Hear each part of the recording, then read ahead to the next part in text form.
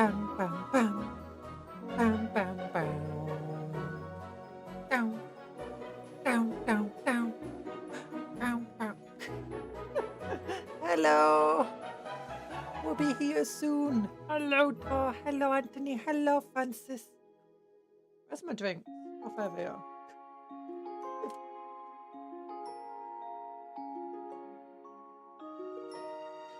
My tummy hurts.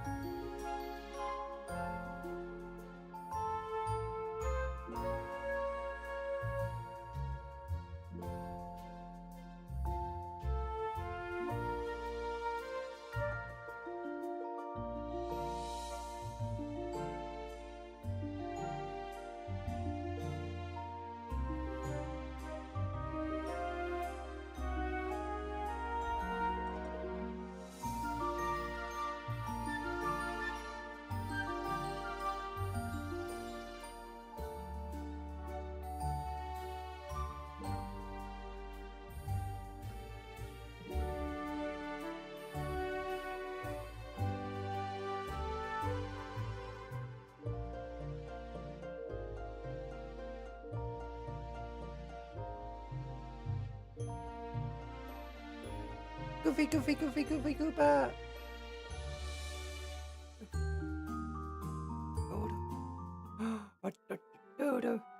Oh, it's a big book. I got my little muscle Pichu thing here. Oh, look at it. It's so adorable. It's such an adorable. Look at its big belly. Let me turn that light off. It's too shiny. Oh, that just turned to a light on. That made it even shinier. Oh, no, for brightness. It's so high. Brightness, go down. Wait, why is it not working today? Oh, no, the camera default brightness settings not working. I'm going to have to control it using the settings. Oh, this camera, each time I load it up, it just decides to change how it works. Each time I load it up. Oh, gosh.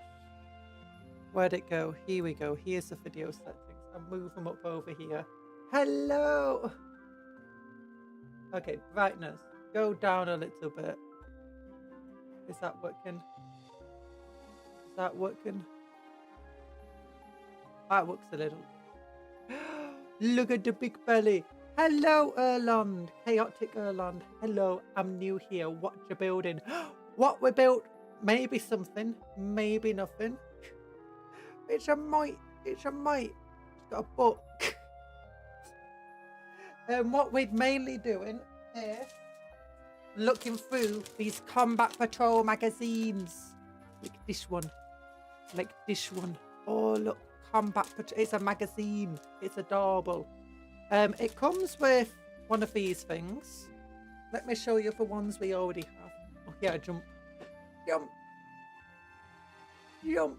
I change the settings and back a lot when I'm playing games. I'm always back like all the way over here. Like, and that just makes me float. Hello, Bunry. Hello, Anatsu. Hello, Francis. Hello, Tor. Hello, Anthony. How is everyone? I'm going to build this without even taking out the packet. Ow! Oh.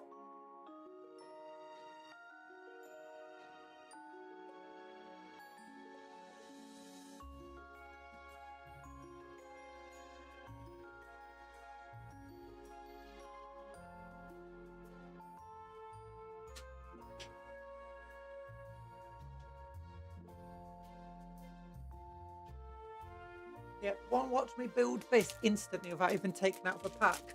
Yeah, magic! Bah. Okay, I'll actually show you the real thing. I come back and see a poofy thing. You see a poofy thing? Yeah. So what we've got in here is one of these things. It comes with a Psychophage. Is it stuttering? Is it stuttering? It's not. On my end, it doesn't say it's stuttering. Crafting go burr. Crafting go burr. But open thingy and piece together. Yeah. Is it stuttering? Let me open it up on my own screen. Let me look at the stuttering. Ba ba ba ba ba. No, it's not stuttering on my side, like when I load up the stream myself. It's a bit behind, mind you. Oh my gosh, what is this lag? Ow! Both threw a bear at me! Tony the Tanuki! Oh, throwing bears at me. Let's check. Yeah, I do have ultra low latency on. Lag. You got lag too? Oh, why is it lagging? Oh, it doesn't say. It will mean that if when you would have stutter instead, you'll end up a second behind. Or put simply, you've said everything twice since you started talking. I always do that. Looks like a Tyranid. It is Tyranid. Okay, so this is a Combat Patrol. And the Combat Patrol is, it has a, I think it's for the UK and the US, or I think it's available outside now. My internet is 8 megabits up with minimal ping down, so it's not on my end. It might be a YouTube side thing, if it's anything. Because my internet says it's healthy. It says my connection's good, and it says I've got no dropped frames in OBS. So...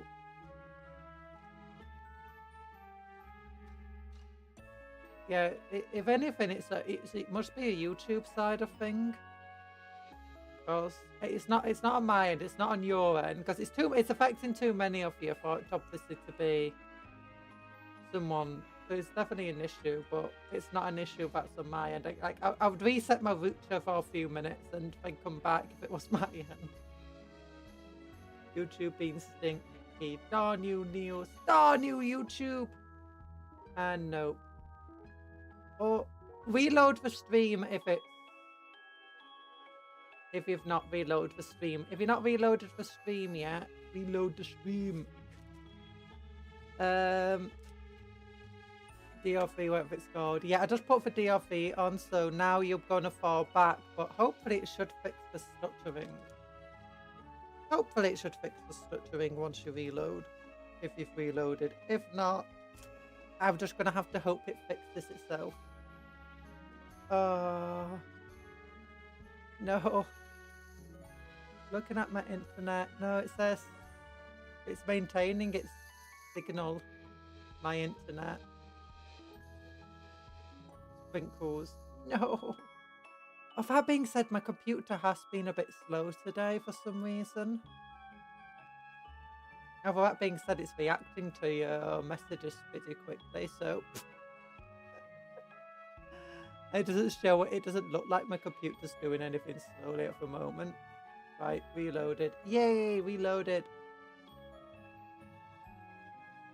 Let's look. Oh my goodness. My phone is now like a minute behind. There we go. There we go. Hello, joyous night. Hello, lovely streaming setup. Also, didn't know for combat patrols like those. Yeah, okay. So, reloaded stream seems better now. Yay! Okay. So, if you're not aware, Combat Patrol is a magazine made by Hatchet Works, I believe it is. I think they've collabed with Games Workshop before. And I think at the moment, or at least when I originally got it, was only available in the UK and USA. And I think it was more of a trial thing. And what they were doing is they were releasing all of the magazine, all of the Combat Patrol, not all of them, but a bunch of Combat Patrol kits, such as the Space Marines, the Tyranids, Orcs, Imperial Guardsmen, Gene Stealer, Cult. What else is there? World Eaters, Chaos Space Marines, and Photon. No, is it Photon? Yeah, I think it's Photon. Yeah, and Eldar. Each of them have combat patrols, and we're releasing each of those combat patrols in small pieces in this thing. Not all the combat patrols are accurate to the combat patrols that were out at the time. The Guardsman Combat Patrol is the old Combat Patrol, not the new one that's coming out. So if you want to get the new one and you can get access to these magazines, do it. Just buy the magazines that the Guardsman will be in for Astra Militarum if you want the old one that's now no longer available. Also, I got a letter with these ones, but I accidentally threw the letter away when I was cleaning up because I thought it was just an invoice letter. So I don't have it, but they said that they're releasing a new version of Combat Patrol as well that has characters in it. And the first one is going to be Tigerius, I think it's called, for means librarian. Which, again, I don't know what I'm converting him into because we still got the old... Oh, you call me Stinky. Oh, no. Yeah, fun fact today is Neymar and Cristiano Ronaldo's birthday too. Oh, yeah, happy birthday, Francis. Happy birthday. I hope it goes brilliantly. Yeah, so the first ones are the Space Marines and the Tyranids. There's a few things that aren't in the Combat Patrols. That aren't in the generic Combat Patrols that you're getting in here instead. Such as the Terminators and the... There's a lot of stuff. There's a lot of cool stuff. But most of it, at the moment, is stuff that was in the Leviathan set. You know, the big box set. And I already had, like, the big box set of Leviathan and then a second version of the Tyranids. So now I've got, like, all of the Tyranids just, like, 3 times. So you got Psycho Forge 1, Psycho Forge 2, Psycho Forge 3. It also, no, the other thing that comes with these things, if you've not been here, is it comes with, a bunch of starter sets, so getting started stuff. So it comes with Citadel clippers, bunches of brushes so far, and we've been testing them out when we've been painting. So far I've painted this guy with them. It's not the best because I've been experimenting with how I've been painting the yellow. Oh gosh. I've actually been experimenting with this one quite a lot, and unfortunately I don't have any detail brushes, so it's been very hard to do for eyes with just these brushes. I'm gonna have to touch him up with an actual detail brush. But yeah, we've been getting a bunch of different paint. For instance, this magazine, because I'd get them delivered 4 at a time, comes with these 2 paints. An orange one, what's it called? Squig orange and Methison red. Yeah, muscles. Oh gosh. A nice 400 today, praise Gambasaya. Oh gosh, happy cake. How is the saving up going? Oh yeah, how is your saving for your PC? I know you moved recently. And hello to Lan, how you doing? Oh, wait, but did I say hello to you, Bob? Hello, Bob. Hello. You won 50. Oh, you lost. You're down another 50. You're down 50, Anthony. Are we not painting today? No, we're doing the combat patrols today. Maybe if we got time, we'll do some painting, but I want to get some building done. This is how the guy looks now that we've had a chance for him to dry and stuff. He definitely needs these wings touching up again. I didn't get the effect I wanted on them. And I might go over them with a wash on these rib cages as well. I like how the face came out, mind you. The red is a bit too vibrant on the camera. It makes this eye look way bigger than it actually is. Or more accurately, more like a messed up for red. This eye's a bit better.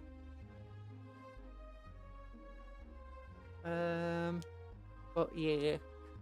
He's not looking too bad. I like the effect of the blue here. I think I'll definitely use this for power and plasma weapons in the future because it looks so cool. I think I want to go and make a little highlight layer on it, mind you, of like a whitey sort of colour, some shiny colour.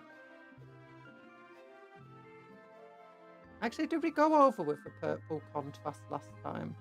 I feel like we did. It didn't become quite as shiny as I would have liked it to. The tongue looked shiny, man.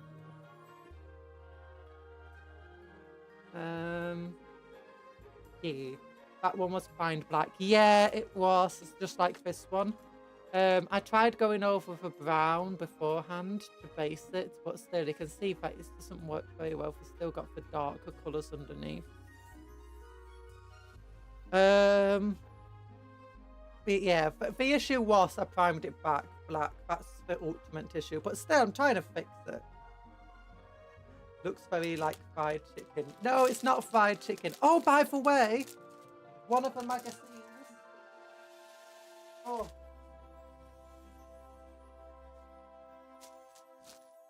Next magazine set that we're getting has a Parasite of Mortrex in it. An actual one. Not this one I converted myself. This is the one I converted myself. It looks okay. But okay, yeah, I definitely need to fix the skin on this one. Maybe I'll leave it as it is to show my process of trying to improve. Because sometimes I like doing that with, you know, projects.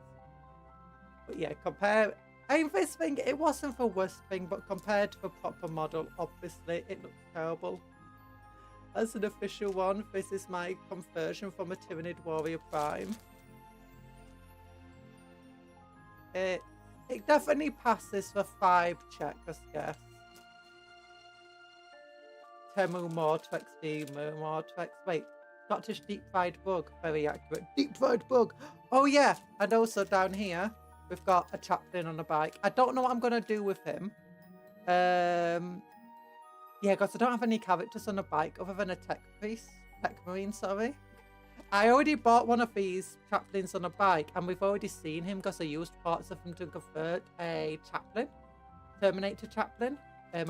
Was it a librarian? Yeah, we converted a librarian into a Terminator chaplain before. And I'm using the bike from that kit and the body from that to convert it into a tech priest on a bike. So I don't know what I'm going to use for bike. I just find it hilarious that not only has it given me all of the models I already had, in terms of, you know, from the Leviathan kits, but for models that aren't in the Leviathan kits, it's giving me are the ones I already bought myself. The Chaplain on a bike, the Parasites and Mortrex, this one I already converted. And it's going to be even more hilarious because we got our first premium set, because I've got the premium set subscription, which gives us access to extra models, which I found out is actually like really, really, you know, good pricing for it. Because one of the things you can get is a Rogal Dawn eventually and a Demon Prince. But at the moment, it's giving us dun dun dun these two. A Hive Tyrant, which can be a Winged Tyrant, or and also a not a Ballistus, Brutalis Dreadnought. And we've already built both of them on the channel. We've already built a Brutalis Dreadnought for the channel, and we've already built a Flyrant on the channel. I just find it hilarious. It's like, but this is like a full proper kit. This is like our first full, I think this is our first full proper kit, not just a clip together kit. Like, here's all the pieces. Oh, Valedra has some great primers that are brushable. Also comes in various colours. I use a Desert Town one. Yeah, I've got another spray can, another spray primer that is a yellowy brown colour. That's going to be perfect for my Tyranids. Hopefully it will be perfect.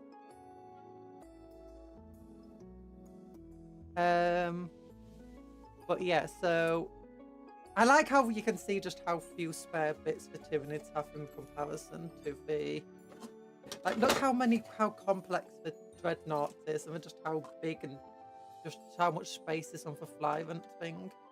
I'm not sure if I've updated the Flyrant since I last played the Hive Tyrant, other than before you had to buy the wings separately. So I guess it must have updated. No, they didn't, because before you had to buy the wings separately, and they obviously included these parts, but you bought all of this in a separate kit that cost you like 20 or 30 quid back then.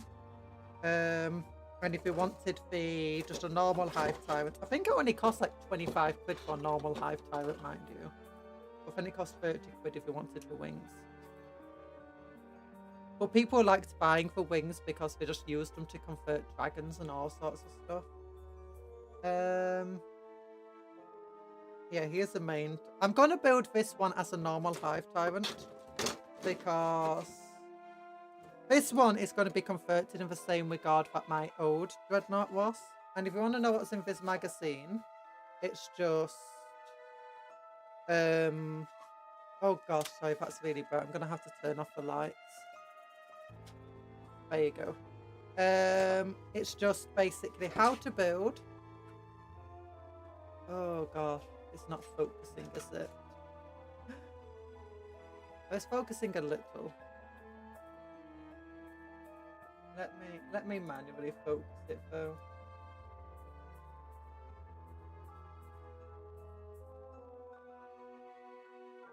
There we go. Yeah, it's got for how to build a Hive Tyrant, how to build the list, the description of how to build the Brutalis is ridiculous. Then it's got for how to paint, and this guide actually goes, rather than just like one stage at a time for in each magazine, it's just all of the stages at once, just all the way to finish, which is pretty nice to have in a single magazine. It does skim over the processes because I think I expect you to have read the previous magazines as well. So they offer Brutalis Dreadnoughts. Yeah, it just gives you the data sheet for them. And like the unit name, how to come up with one and stuff. The same with the Hive Tyrant. I guess it's time to make a Waddle Tyrant or Swarmlord. I don't know what I can't remember what I wanted to build with it. I've got it on my phone. And then they've got just a mission included that you can play with them. And just a simple setup. It's a very simple mission compared to the other ones they gave you. Again, I think it's expected to know the rules by then. And to be honest, I think most people who bought Premium probably aren't starters. Where they expect more people who bought the magazine to be starting the game for the first time.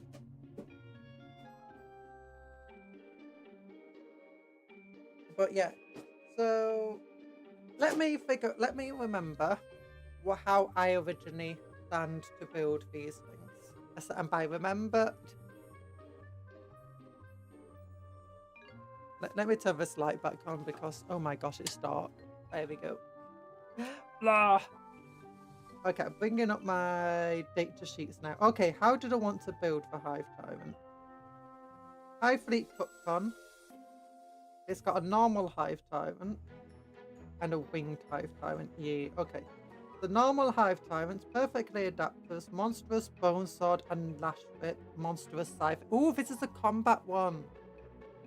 It's just like monstrous bone sword and lash whip. That's it. Okay, that's cool. Wait, why do I have two? Oh no, that's winged Tyranid primes. Yeah. The winged Hive Tyrant has a heavy venom cannon.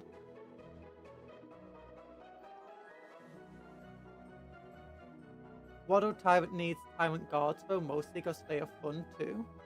I don't have any Tyrant Guards. I probably won't get to any because I don't want to invest into my Tyranids too much. My Tyranids are mostly I just got because they're inside Leviathan, and then because they're going really cheap on eBay, I decided just to buy the Leviathan sets again. After that, I got the Hive Tyrant because I felt they needed a proper Lord, and then since then, think that... Oh no, I also got the... Oh, what's it called? What's it called? The big dude. The massive dude. Non-assimilator. I got one of them just because I thought it was really cool as well. I think those are the only two models I bought outside of the Leviathan set. Everything else is coming from the Combat Patrol set. Can you add him to Hive Tyrant? To a Tyranid Warriors? Actually, I don't think I got any Tyranid Warriors here. Oh no, I did buy some gargoyles because I wanted company for my winged guy. Okay, I did buy quite a bit. But I don't want to invest too much into them. Oh yeah, and I bought the Exocrine because at first I wanted to convert the Psychophage, but then I realised the Psychophage is just too small to convert in a way that I was really happy with without putting in way too much work. Now I'm having to remember how I wanted to build the Brutalis Dreadnought. So, where was my second boot? I think it's in the Siege Force. Detachment 6, 6th detachment. Here we go. Brutalis Dreadnought is armed with twin multi-melter and twin power fists again. The original one is in my rapid response. Is it rapid response force? Yeah, rapid response force, and has the exact same build. If you want to see, this is one we built earlier. Blue Pizza. This is what I built earlier. Looking into colour shifting paints would be great on Ned. Ooh, colour shifting paints. Is that like the paints I've got on my truck in Euro Truck? The way you look at them on different angles and they change your colour.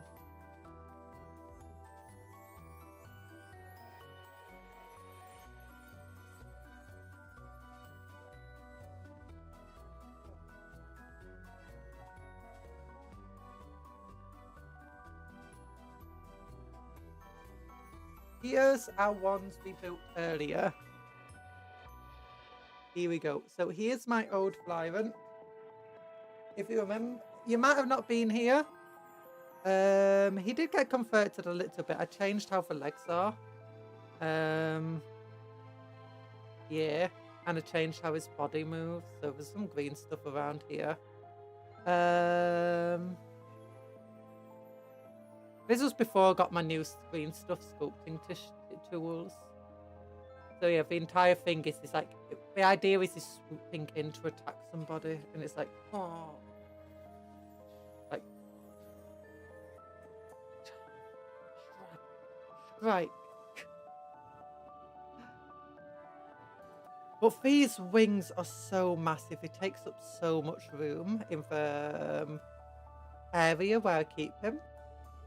On the display cabinet. But I definitely don't want a second one with wings. Those wings are just too big. I mean, they're kind of more realistic than a lot of wings in Warhammer models. And the other one, I've got a second one of these kits that we originally used to convert this dude into a Black Templar guy. Do you know, the cool shoulders here, the area here, which is still being held with white tack, so it can open up. Because I like to paint this thing properly, even if I don't necessarily have to. It's got these cool things. And the area down here. Oh, and obviously he's got the claw in his hand. He's got two swords because one of them he just ripped from a hive tyrant. A bone sword.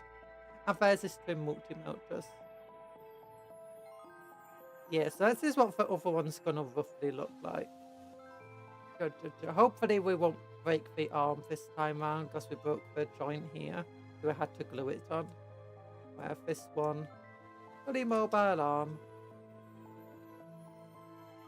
Yeah. General Flappy Bat. General Flappy Bat. Yeah. Yeah, I bought a couple of sets of Harpies because I've still not built for Harpies, but it's so far of a parasite to Mortrex and the winged Tyranid Primes would actually have to, you know, some company in the sky. And then I bought the Hive Tyrant because, you know, we need like a proper lord for the army. Someone who feels like a proper, your boss of the Tyranids. That's what this was originally. It was meant to be the boss of my Tyranid forces. Because the ideal was, and I think still is, eventually to be able to play a game and like have a little campaign where you guys can also play. And now we got to mix it up. Oh, wait a minute. There's a little bit of stuff on this horn that I've not fixed properly. Now I've got to mix it up. I could actually get you guys to potentially roll dice and stuff. And have more of an active role in a bod if we actually played like a game. And the idea was I would be the Tyranids and you guys, because I'll be High Fleet Cupcon, and you guys would be the good guys trying to stop the Tyranids. At first I was going to have you guys be the hive mind of the Tyranids, but then I thought actually making you be kind of, you know, the aggressor in the campaign would be a bit bad. I thought you guys would prefer to be, you know, the human characters rather than the just all-consuming mindless swarm. So High Fleet Cupcon. And then and now we got the proper guardsmen and stuff. That would actually be even more fun. We just need to paint for we don't actually need to paint for models. Who play? You can't play Warhammer without playing a few games with grey models. Oh gosh. I think what I'm gonna do for a couple of weeks is mostly try to focus as much of our stream and off-stream time into Warhammer as I can. What's your favourite Warhammer faction? Oh, depends. Do you mean like Codex faction? Faction as in like Imperium of Man is its own faction? Or factions like, if it won't be Astra Militarum, but like Krieg and Cadians and stuff. Either way, I'd say one of my top ones is Black Templars. I absolutely adore Black Templars. When I first played them, it was when I believe it was someone mentioned the Holy Grenade of Antioch that they had. And this was back in the very old codex. It was a 3rd edition codex. And they never remade the codex. Eventually, they just got rid of Black Templars as their own codex, and then they brought it back. And I played Black Templars because I absolutely adored them. I just loved all the Monty Python references. I kind of want to make a few Monty Python joke characters, but at the same time, I take my models too seriously. Oh gosh, Chow number one, yeah. Dark Eldar, I also find a very, very fun faction. I actually enjoy reading about the Dark Eldar because everyone always thinks of it just these people who love to torture and stuff, but when you actually get into the ins and outs of the society, they are actually rather, they're more complex than you might think. With a lot of them just being kind of normal people, like just a lot of the normal Dark Eldar. Maybe they go a bit too much into their things that they do.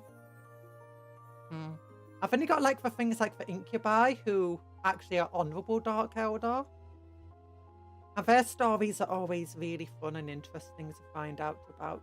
Because they always do something weird, like the Incubi being incredibly honourable, but at the same time like having to do something that goes against all of their... what's the word? Not principles, but you know, all their promises and stuff. Like having to kill their master because the master has been corrupted by chaos or by like a Tuna Gene Stealer. And like they did it as more of a... Oh, what's it called? There's a sense of like pride and honor in killing them. In fact, just saving them. But at the same time, they can't just make others understand it, and even then, they've still got the law, so then they become hunted, and they have to like go onto a webway and stuff, and like they disguise themselves in human colonies. It's like, I love the Dark Eldar side of stuff. I think the best painted army I think I've ever done before I quit was my Dark Eldar, and I don't have them anymore. I gave them away. I'm kind of sad about that. But actually, the paint scheme that I did for the backs here is actually very similar to the paint scheme I did for my Dark Eldar, just without the shiny stuff. And they had green eyes, at least on the helmet. Mine is generally Necrons, followed by Sound Chaos Marines and Slanesh Demons. Oh, Emperor's Children for Noise Marines. Yeah, I love the Noise Marines. Noise Marines are top one. Okay, Dark Eldar and Noise Marines and Slanesh in general is because I love the colour schemes of them. But also, I really loved the Noise Marine guns because old Noise Marines, they used to use a small blast template that was strength 8 AP3. And what this meant, it was just a Space Marine deleter. And I loved that gun. I didn't have any of them myself, but I did theorise about how I would make an army of them. Maybe one day I'll actually get a proper Noise Marine army. Now that we're really... Maybe I'll get the bot. I'm not sure. Because I also want to make a... Oh, what's it called? Night Lords. I want to make a Night Lords army. You're more Age of Sigmar now than 40k. I'm not really into Age of Sigmar. I do like the models, but it's not really my cup of tea. I prefer for Old World. I've been doing a lot of Old World stuff. We've been building, not Tyranid, orcs and goblins, as well as the dwarves. We're building up just a couple of small, I say small, relative, I think 5,000 points each. But I've been using Age of Sigmar models for them as well, because I really like some of the models from Age of Sigmar. It just makes it hard getting them on a square base if they're meant to be all in a line together. You like the fantasy aspect over sci-fi? That's good. That makes sense. I did once make a Imperial Guard army that was half Chaos Cultist, using fantasy models. And for instance, they had crossbows instead of las guns, and they had swords and spears. Some of them wore these really fancy helmets. The Chaosy ones are more cultist, so they used Norse gun models. And I also had muskets and stuff set up and rifle lines. I kind of mixed in the las guns and stuff. I still have some of those models. Not all of them, but I still have a handful of them. It's like a Frankenstein for scientists. I was going to say she's an Old World girl, just repurposing Age of Sigmar models. Okay, for some of those Age of Sigmar models are repurposed Old World models. In fact, some of them were originally designed for Old World, but Old World got cancelled before the models ever went into mainline production. And instead they were added to Age of Sigmar as Age of Sigmar Originals, even though originally they were just meant for Old World. And you can tell this is some models, definitely. That they were intended originally for Old World.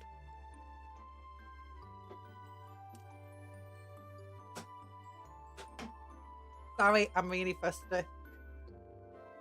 Got a great big bottle of water I'm drinking. But anyway, yeah, I need to go through.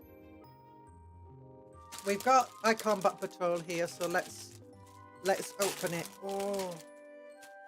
Oh, let's be careful. These books are not the best material ever. So we got this dude.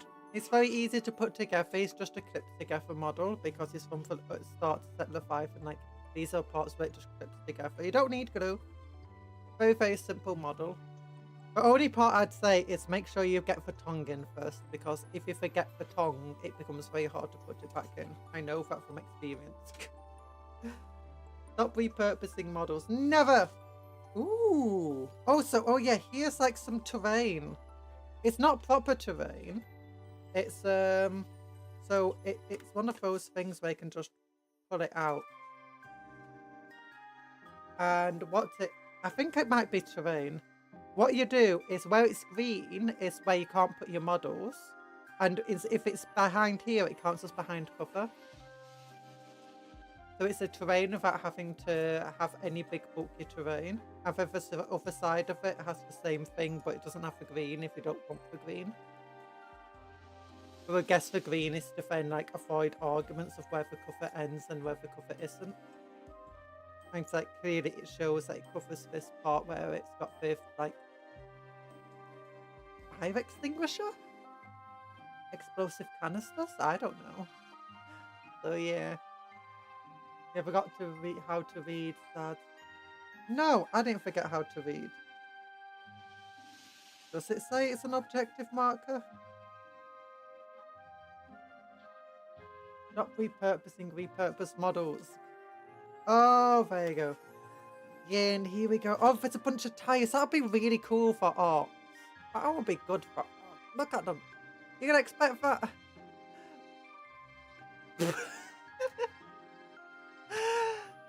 If red barrels are explosive barrels, I don't think this is the best place to take cover. But I mean, if you want to take cover behind explosive barrels, you can. Put your little tuning behind them.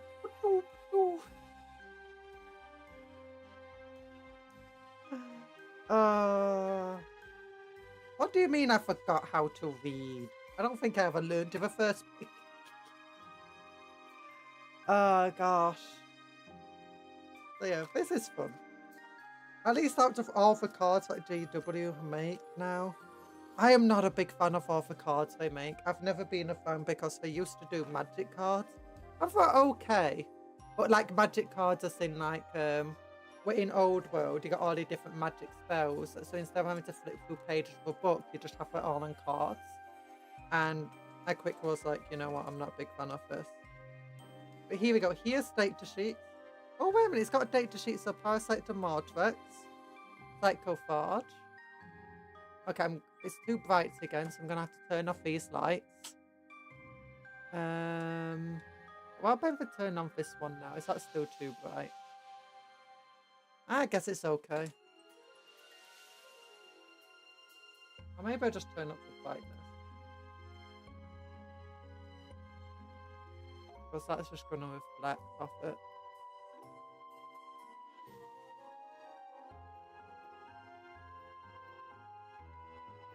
There we go. There we go. That's nicer.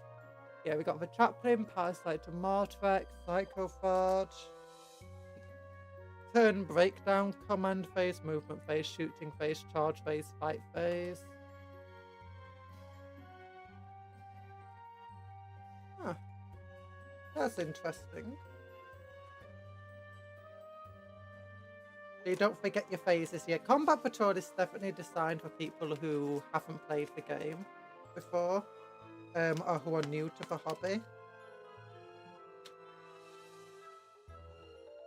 But it's great for models you get, and also it adds some. It's got some cool lore. I like the lore it's got on the Silver Templars at the moment. Maybe I'll convert some of them, what to say convert. Maybe I'll paint some of the models. In fact, I don't know what to do with, like, the librarians as Silver Templar. Ooh, and here we go. We got the stratagem, not stratagem stuff.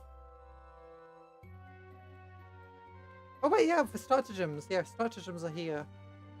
Wrath of the Emperor. So this gives you secondary objectives.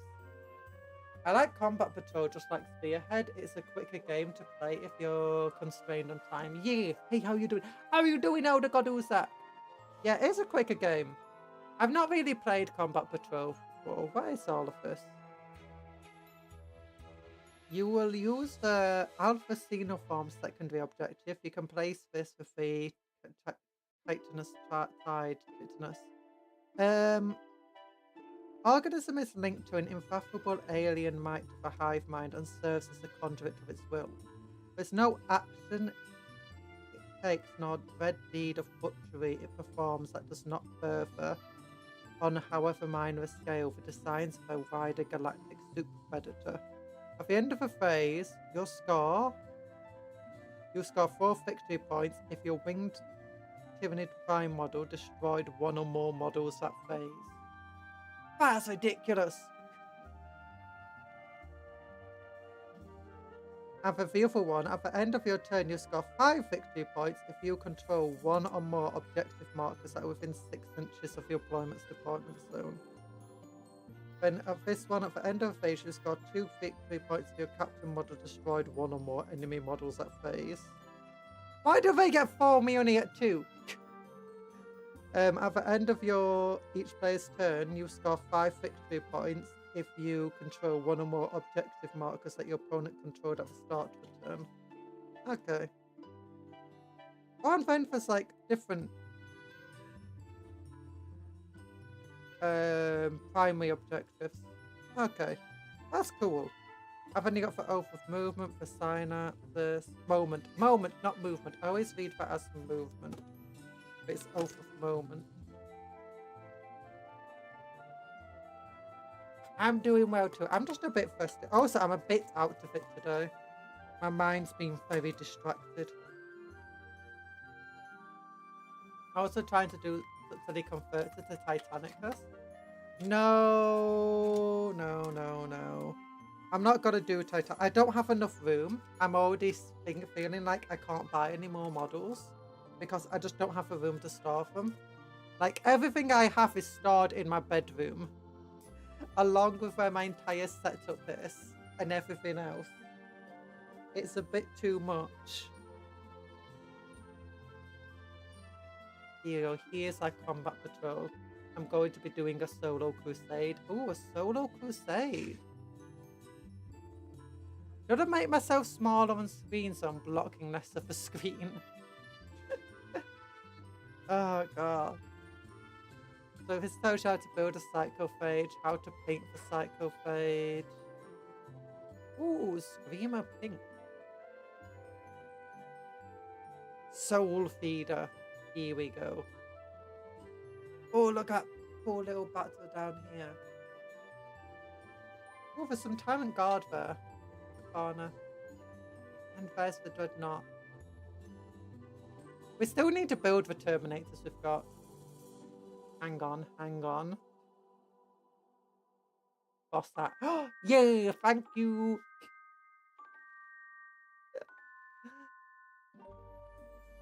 Okay, Soul Feeder. Halkas probed the ruined starship with his mind, like a warrior feeding for edge of a grievous wound. Wielding the warp required caution and training at the best of times, but here in the den of a witch eater, it was far from the best of times. Halkas was used to the whispering of demons.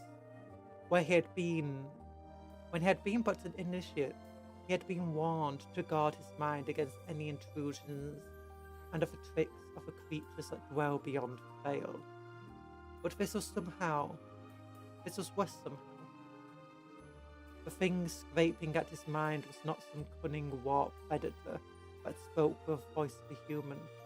It was utterly alien and incomprehensible, a maddening static that made concentrating almost impossible. Only one emotion seemed to register: hunger. Calicus placed a finger to his temple and telepathically broadcast the message directly into the minds of his squad mates. It's close. The Terminators did not acknowledge with words. They were space marines, and there was no need for such mortal formality. Instead, they assented with a click of weapons being made ready, and the hum of power packs being pushed to their operational limit for maximum speed and responsiveness. None of these battle brothers would ever fully trust Calicus. Even a psycho as well trained as he was still considered even a psycho as well trained as he was still considered a potential danger. Is that meant to have a comma after he? If he lost control of his supernatural abilities, none would hesitate to slay him. He did not begrudge them. This death was a far better fate than possession. There was one exception. Paulos had been initiated alongside Calicus. They had passed the trials together as boys and had a bond that surpassed even the closeness of battle brothers. Paulos opened his mind to Calicus, letting a librarian read his thought. So you found our psychic eater, eh? It would seem so. What is your theoretical then, brother? Is the beast wild, or is the hive mind with us? The creature of a psychophage had been a thorn of his face inside for some time now. Not all psychos were as Calicus at defending themselves. Yay, the shadow of a warp goes bzzz, bzz, bzz, bzz, bzz, num num num num num. It goes num num num num num. Terminators grapple with a psychophage at close range. Should they fail, they risk their very souls. Their very souls at risk. You know, the funny thing is that the way keywords work right now is that I believe these Terminators count as psychic. Like, do you know where this like has devastating wounds and anti-psycho 4+? Well, I believe that if a psycho is in your squad, then the entire squad gains a psychic keyword, which means that its devastating wounds and always wounds on a 4+ will apply to Terminators. So by putting a psycho in the squad, you're actually making your squad weaker if you're going up against a psychophage. Or psychophage, rather. Yeah. And it's another thing is like, if you're fighting Black Templars and they decide to do the anti-psychic one, don't put any of your psychic heroes or lords in your good squads that aren't psychic themselves.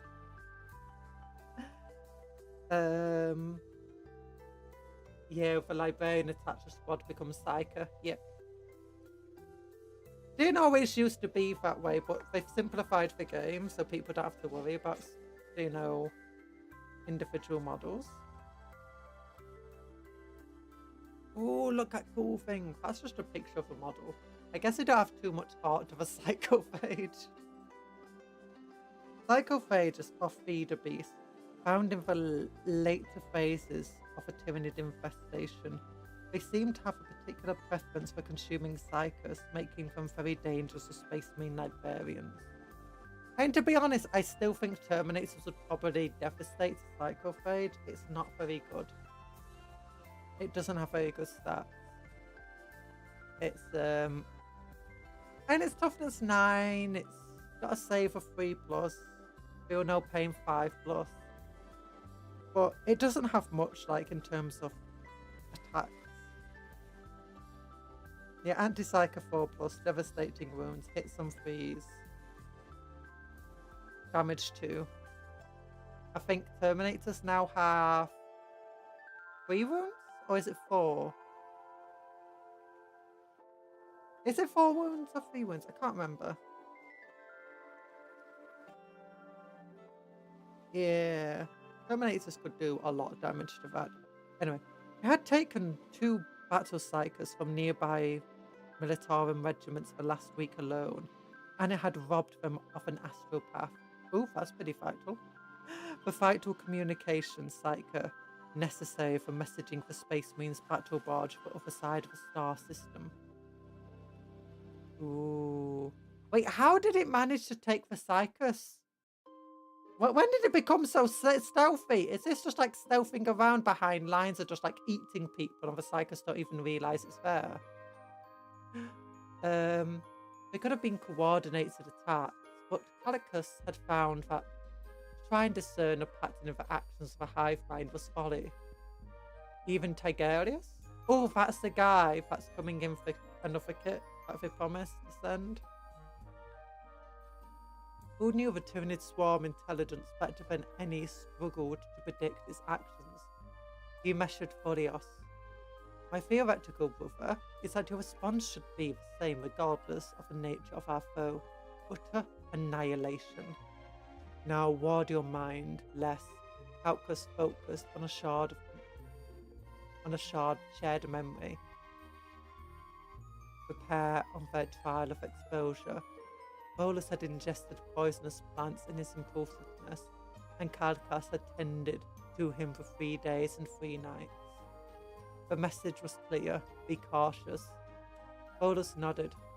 Calcas felt the psychic link between them close. They pushed ahead into the gloom. I preferred it when Psychophage charged up its ranged attack if it ate a Psycho or did something to that effect. Also, sneaky Psychophage putting a doom of man and time these silly smiths. I think it does charge up its attack, doesn't it? Like, if it's got feeding fence, each time this model makes a melee attack. Oh wait, no, it doesn't have it anymore. Yeah, you're right. It's just gained an ability where it does more damage to people that are at half strength and below and stuff. Okay. Yeah, I thought it did have an ability where if it ate the Psycho. I guess that was a very limited effect ability, which people didn't like. Because 9 times out of 10 you wouldn't get to use it. And you're paying a lot of points for it.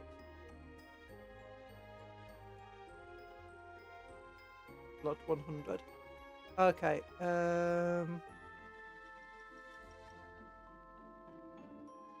and then Calcus felt it before he saw it. Not feral then. He barely had a moment to respond. The creature opened its vast secreted maw and let out a gout of foul scourging ash. Calcus hauled himself out to a path of the killing smog, but one of his battle brothers was not so lucky. Ash poured over the Terminator warblade, finding any gaps it could and forcing its way through the air filters. Calcus felt his brother die, his soul winking out in a moment, but out of position. The thing was too close, the Terminator was too slow. For an ordinary warrior it was certain death, but there was a reason for Space Marines utilized psychers, no matter how dangerous they were. Calcus focused his mind and seized time itself, slowing the carnage about him to a crawl. The future branched before him like a tree. So many paths, so few leading to victory. But there was a way. Calcus focused on it, feeling out its dimensions, broadcasting it to his squad mates. Time was speeding back up, and Crescent beckoned. Calcus did not pray or hope for survival, he acted. If a creature requested for psychic energy, then he would sate it. For a moment, he threw open the barred gates of his mind and let the hellish might of a warp flow through. Remember, you're amazing. Take care of yourself. Don't forget to hydrate, eat, and stay healthy. The power was poison. At this intensity, even a moment's lapse would lead to him being consumed. But it was effective. Lightning lashed from his fingers and across the great beast's carapace, carving blackened rents across its hide.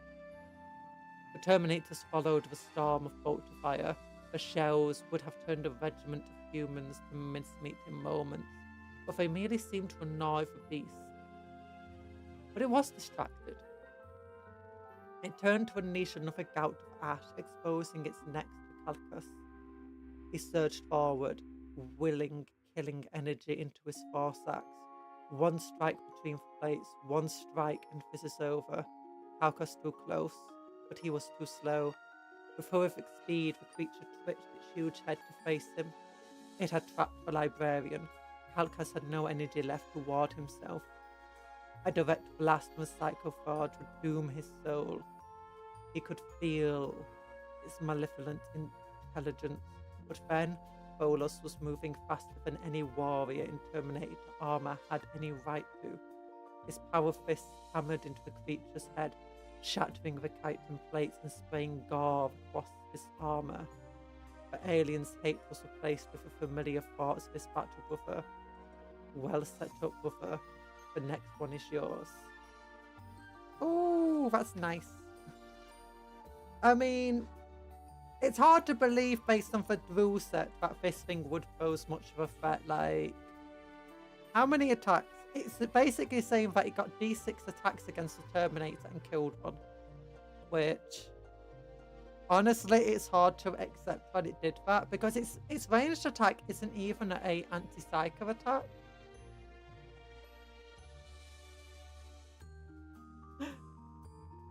That means it gets 3.5 attacks on average, wounds on 3s, and then they get 3+ saves against it. And then you'd have to fail. It would have to wound. You'd have to, on average, how many attacks would be needed? On average, you need 9 wounds. And then you need... Oh wait, does the librarian give you feel no pain 4+? I can't remember if it does or not.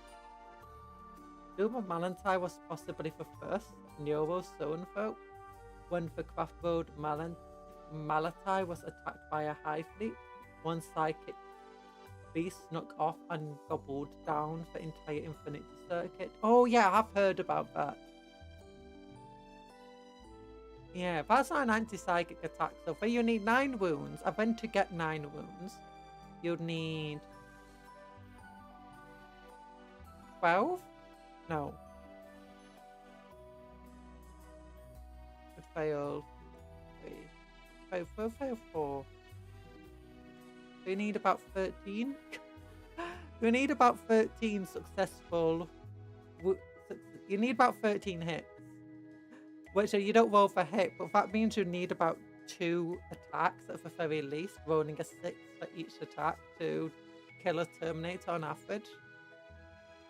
But often I find in recent Indomitus era fiction, I find that the Tyranids are a lot more powerful than they are in the codexes, at least when fighting Space Marines. Because Tyranids, like, you got a thing of like the Tyranid Prime ripping a Terminator in half, and then you got like this story about that just doing 1 breath attack and it killing a Terminator, and all of these other stuff. And just, if you play the game, none of that happens. Or at least if it does, it's a very, very rare thing where you got incredibly lucky. And I mean incredibly. But that used to always be for Space Marines. Like, the Space Marines would do something cool in lore, but then you go into the game and they just get beaten up by Tau in close combat.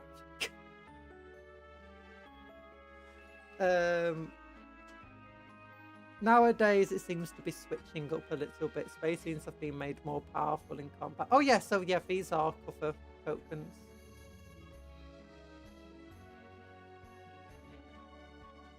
That's pretty cool.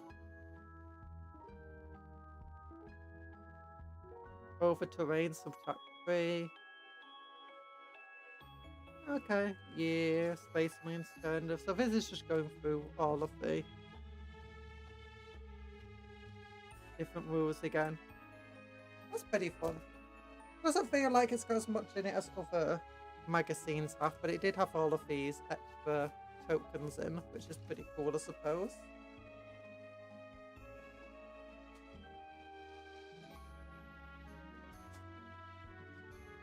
Okay, and then we've got this one. I really like the art of this one.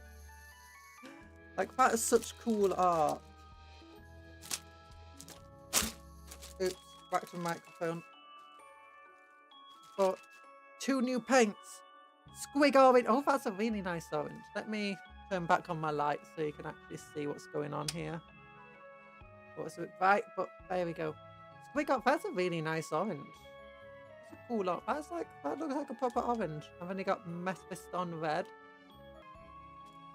They do a lot of reds that just seem to be very similar to one another. I guess red is one of the more popular colours.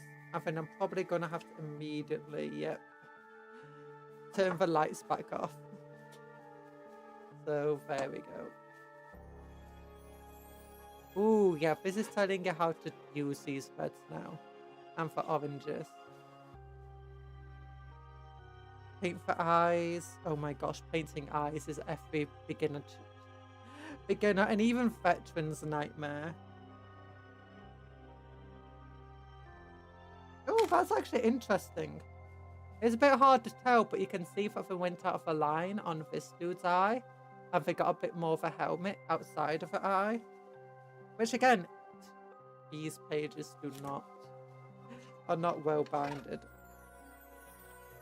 But again, I like that because it shows that they do make mistakes themselves. Like even for professional artists make mistakes, you can always just fix it later. I like that sort of thing. But sometimes it doesn't. Oh, and it's telling you about for Ultramarines, the worst chapter. It says right here, for Ultramarines are plebeians of war. Each is not just a physically inept warrior, but a scholar of poop and idiocy, capable of formulating nothing for any scenario. Every bolt, shell, and pummeling fist misses its target. We have to talk down the Ultramarines. They've had it too good for too long. Ever since the Battle of McCrag, where they almost got wiped out. Look, this is the difference between the Ultramarines and every other chapter.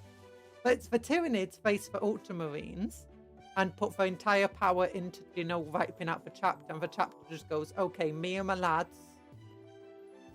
But our successor chapters can stay out of this. It's just going to be us and a bunch of Cadians. We got this down.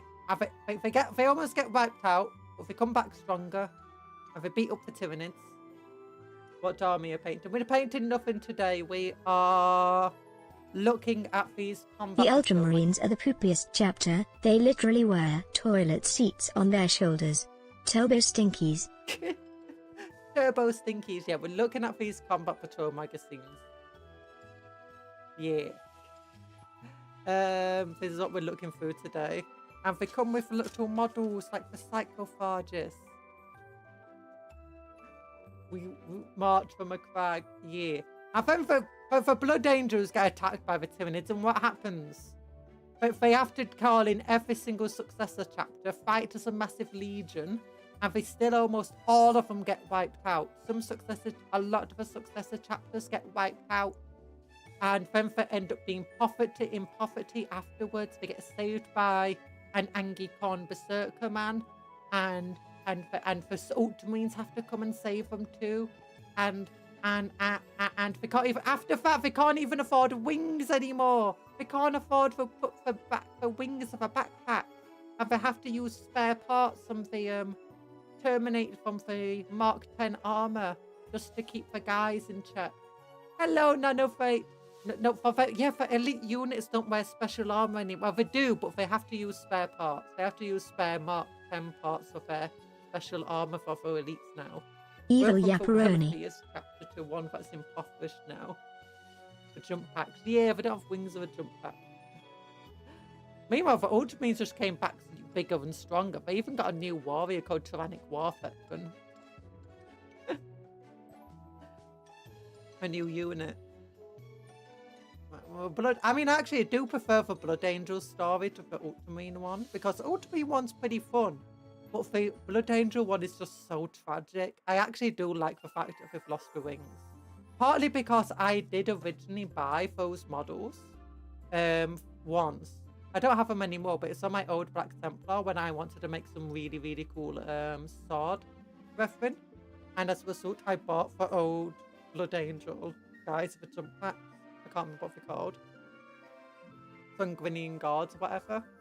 And they were really, really cool, but those wings were annoying to glue on. But also, I do like the story. I like the fact that the idea is that they've, after the war of the Tyranids, they're becoming profit.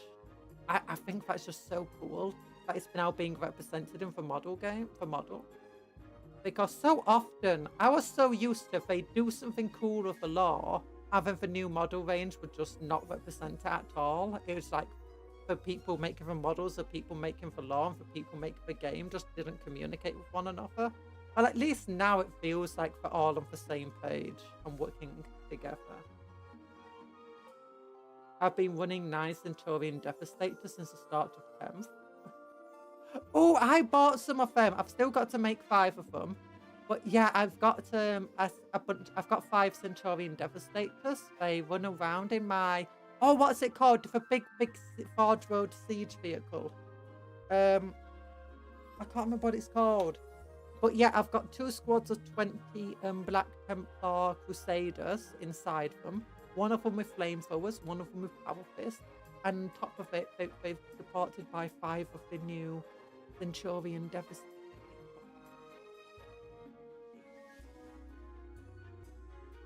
I'm running 1 6-foot tall Imperator Titan. Don't know how many points it is. That will probably be like 10,000 points. A Warhound Titan, which is the smallest Titan, costs 1,500 points. I've got one of them.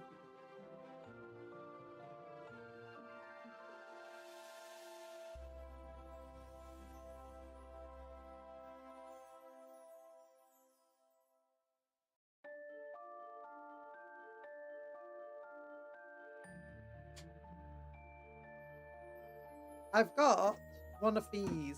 I can't remember what it's called.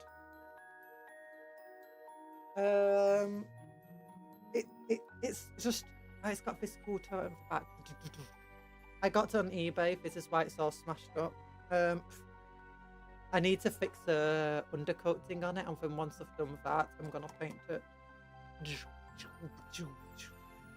Yeah, it doesn't open up. Everything was sealed shut and glued, and I've not been able to open it. Which was a bit of a shame. Mastodon, that's it. Yeah, I've got 2 of these things. Actually, one of them's the old version, one of them's the new version. Both of them, unfortunately, sealed up. Actually, that would make some really cool battle damage.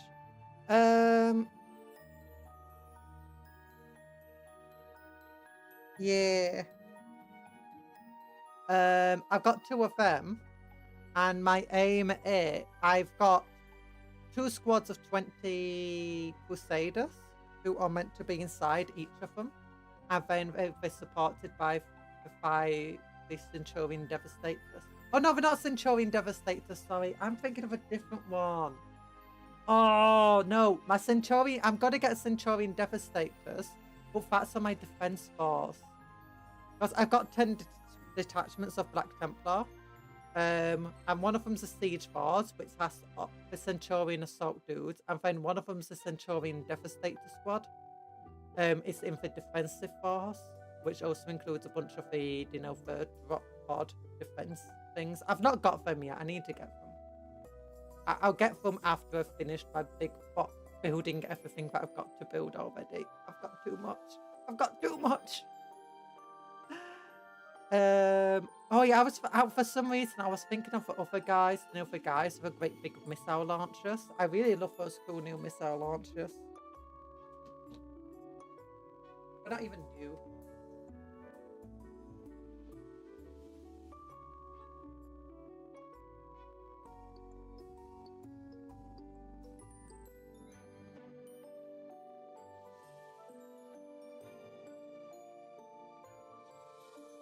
Yeah, when you said Devastators, I was thinking of this guy. These dudes. Over this is my Black Templar one, that's why he's in a Black Templar outfit. Yeah. I see someone I know in chat. You see someone you know in chat. Oh. Oh, so hello, Mississippi Gonzo.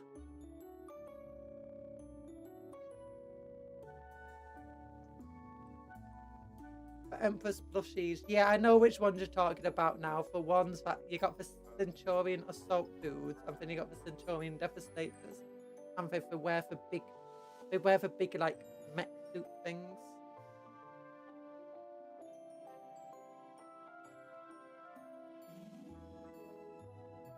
Yeah, I want to get them. I don't have them yet.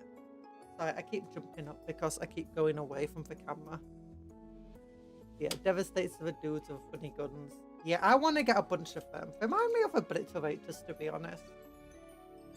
Okay, now, Ultramarines are paragons of war. Each is not just a physically mighty warrior, but a scholar of tactics and strategy, capable of formulating a plan for any scenario. Every bolt, shell, and pummeling fist displays the strategic position. Ultramarines combine the superhuman strengths of a space marine with a methodical and scholarly approach to war. The most sacred text, the Codex Astartes, which turned out to be wrong and not finished when Gulliman came back. The Ultramarines are seen by many in the Imperium as the example of the very best space marines can be. Ew, they're not. I mean, okay, I actually do like space marines. Ultramarines, sorry. Especially since Gulliman's returned. But they're not the best space marines.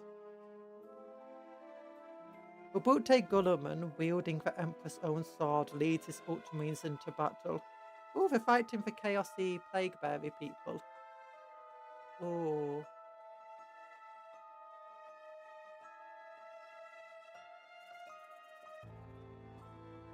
Glory and despair. Recent years have seen the Ultramarines face their greatest trial. But there is hope for millennia. The Primarch Ubute Gulliman, the godlike leader for Ultramarines, lay mortally wounded on the crag. Now he has returned to lead his sons. Gulliman's incredible intellect was tested to its limits when the 500 worlds were invaded by the horde of Death God traitorous space marines, who have thrown their lot in with the chaos god Nurgle. Ultramarines regard knowledge as a vital weapon in their endless wars. Hello, elite trainer. How you doing?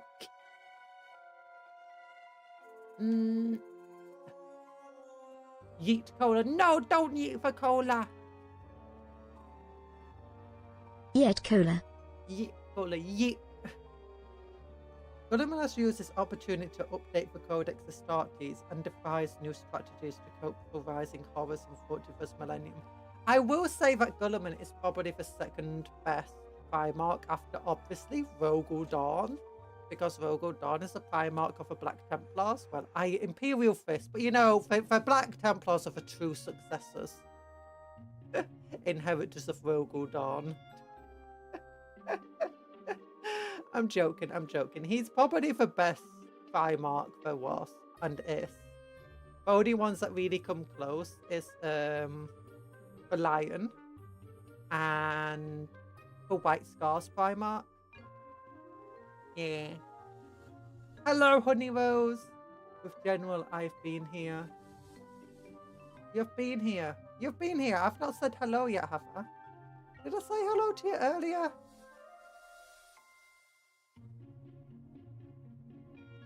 Oh, I didn't say hello to you earlier. I'm sorry, elite trainer. Sometimes I miss bits of chat. I'm sorry. No, but I take the hello. Take the hello. I'll throw you overboard. That's off. Love heart. You can barely see for love heart. I've got to do this. It's going to blind everybody. Love heart. Actually, maybe this looks okay. Maybe the light being on helps. Although this is a reflective material, so it's not great with having any lights on. Yeah, you can see it's too reflective up here. Let's turn the lights off again. That's enough rest for now, man. Oh, this is a continuation of the guy who's walking up the mountain to do for Silver Templars, and he's leading the initiates. Ooh, yeah, part 4. Bonds of Honor part 4.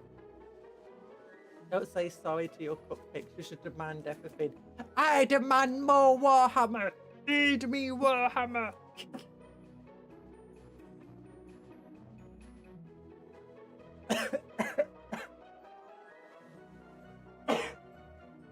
The Codex Astartes does not support this action. 1. Silence Leandros. Perish. 2. Codex is still under construction. That's enough rest for now, my boys. Follow me, and we will enter the gates of Colossus. Take care, General. Sad face. More plastic for a plastic god. More plastic for the cupcakes. Oh gosh, sorry, I was drinking my water and I coughed. We will enter the gates of Colossus.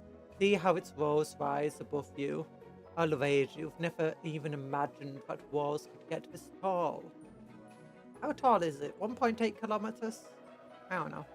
When I first saw them, I wondered how rock could ever be stacked so high without crumbling under its own weight. None of the many horrors I have seen would ever be able to reach the wall. And in its shadow, our order is preserved from harm. See the towers that rise even higher. In each of those, a brother keeps watch at all times. A single brother. Could do with more. You're in their sights right now. And were I not with you, you would have been blasted for afterlife long before you neared this place. By the way, how many seconds a countdown for say command? I think it's 2 minutes. Yeah, it's just to prevent spam and stuff.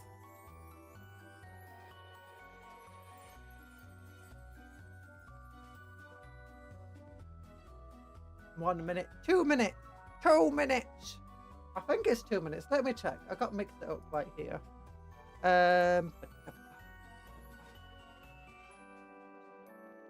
Commands. Timers. Commands. There we go.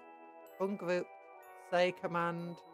Timer 120. Okay, it's got a 120 cooldown. That's 120 seconds. 2 minutes. But a wall is the least of the wonders you'll see once you've entered the Citadel. Just as we have learned to craft rock into new materials that exceed what nature can manage, so too have we learned to craft flesh and bone into new forms that are mightier than anything you will have found before. You will learn that only too well before long as you begin the long transformation into one of my brothers. Now, I don't think I'll draw the story of Sergeant Askerton to a close before we reach the gate, but perhaps I can tell you a bit more as we walk. Last I spoke of it, they were in a tunnel, were they not? Okay, so Sergeant Askerton, if you don't remember, if I remember correctly, Askerton had lost this rifle when he was flying into a Tyranid-infested location. And it was due to the incompetence of one of his brothers. Then, but Sergeant Askerton, despite this being his favourite gun ever, decided to try and ignore it, and they fought in the battlefield against a horde of incoming Tyranid until a Tyranid warrior Prime ended up attacking, in which the sergeant took him on in single combat, eventually defeating the Tyranid Prime. And then his brother, who was originally responsible for the rifle being lost, or like sort of responsible, kicked him his pistol back to him and shot the Tyranid warrior, so he could shoot the Tyranid warrior. But before that point, he didn't want any help. Then, in the battle, after the battle, they found a tunnel made out of flesh, which was like the Tyranid home. And that's where we left off. And it seemed to like devour the light. And then for like a bunch of Tyranids, I believe. Ah, that's right. Brother Mectoria. Oh yeah, Mectros was the one who like is irresponsible, and it's kind of from their POV. Brother Mechatras had just fired into the darkness. Well, with that shot, a flash of light went out from his bolt rifle. The propellant from the bolt lit the tunnel with a brief glow as it shot forward, and when the bolt exploded, Well, truth be told, the light from that eruption was mostly stifled by the body of a Tyranid that it had embedded itself into. In that brief moment of searing light, the brothers saw what they were facing. The tunnel was broad enough to walk down to abreast, perhaps even large enough to get a small vehicle down. The walls stretched around and overhead, forming an almost perfectly circular tunnel as tall as it was broad. But that was no feat of engineering as we would understand it. The walls were made of some strange biomatter that seemed to move. Mechatras, who had fired the round, thought he must have been mistaken. Walls don't move. After all, the flash had lasted only a fraction of a second. It must have been a trick of the light, of a result of concentrating too hard in a place too unfamiliar. Okay, so they're not aware that they walked into a Tyranid bioorganism. Another of the brothers let loose the bolt, and ahead, another Tyranid fell, but this time there was no mistaking it. 1,000 pairs of eyes glittered in the sudden glow, for the tunnel was lined with lesser Tyranids, not just upon the floor next to the bodies of their two slain comrades, but stretching up the walls and clinging effortlessly overhead, as the two brothers let loose a volley of fire, sending out a halo of bolts. Halo of bolts beside and overhead. The squad moved so much in concert that even in the confusion and the dark, they could fire past between each other, never once hitting their brethren. Oh, look at all the Tyranids. Oh, it's little rippers. There's rippers everywhere. The floor seemed to writhe and move, so great was the number of rippers that carpeted its surface. Gotta love the clear aliens rip-off. Yeah. Hey, you can't have Tyranids without aliens rips off. Around them, the Tyranids fell so thickly the brothers could not discern which were falling in their death throes and which were flinging themselves ravenously down to attack. At the front of the group, facing the oncoming tides, was Sergeant Asakaton, his pistol flashing as he fired round after round the oncoming horde, now lit by the many flashes from the Space Marine weapons. One of the Tyranids reached Asakaton, and he gripped it almost effortlessly and hurled it to the ground where it was crushed under his ceramic boot. But those who had fought by him before, as these brothers had, knew that the sergeant would seem totally dauntless to the end. And Mechatras, who was closest to him, saw the sergeant now stood more defensively, and with a gap at his elbow, a bundle of broken wires trailed from his armor. Oh, he's been damaged! I came back and handcam _Cupcon. We've been on a handcam this entire time. Welcome back, Elite Trainer.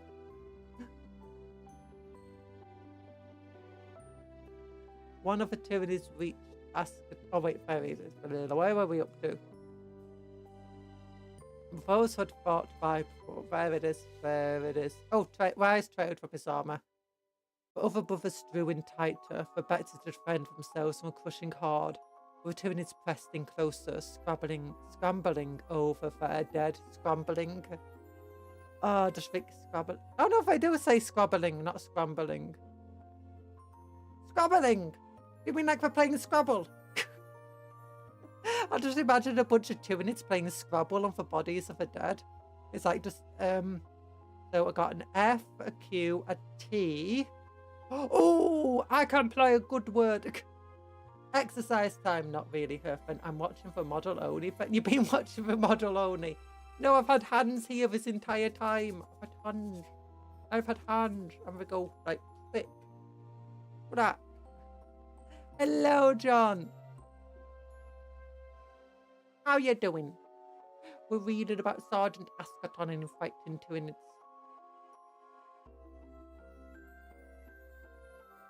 Okay, but Tyranids pressed closer, scrabbling over their dead and their living fellows to get closer to the Space Marine. Sergeant Asakaton turned and shouted over his shoulder to brothers.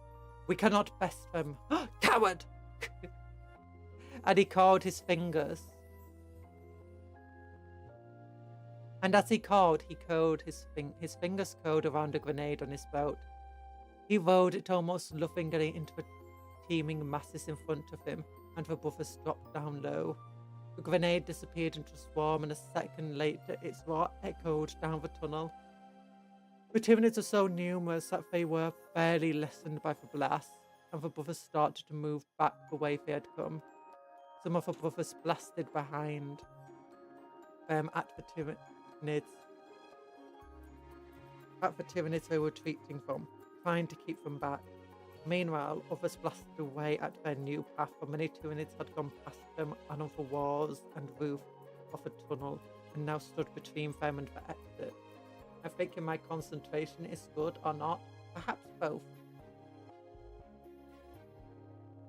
Oh wait, you couldn't see the top, could you? I'm good. Had laksa. You had laksa. I don't know what laksa is, but I had spaghetti bolognese. Is that a food, by the way, when you say you had laksa? Because I had pasta bolognese. It was very nice. It was very nice. I made it myself.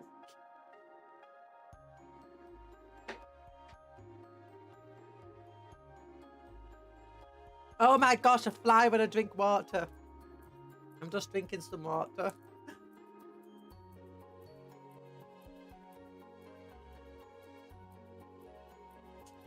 Water's so good, it gives you wings.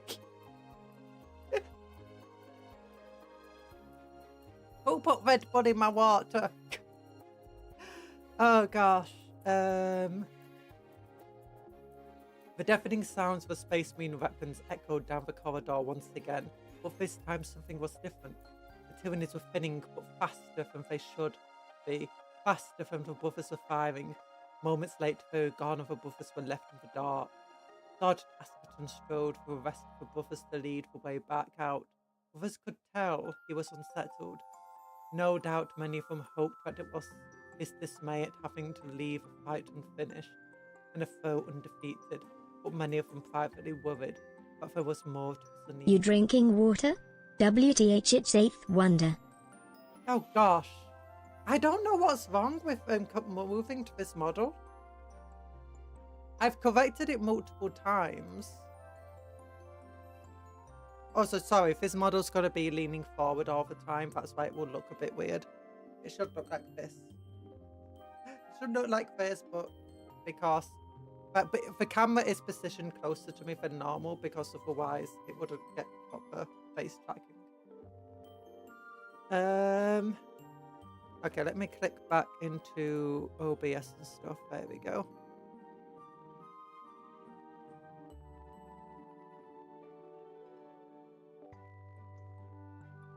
There you go. Many of his buffers could almost see movements at the edge of their sight and almost hear something right on the edge of hearing. Signs so faint that they were easy to dismiss as nothing but overvigilance or product of nervous energy of battle. But if a sergeant heard it too, then it would surely be real.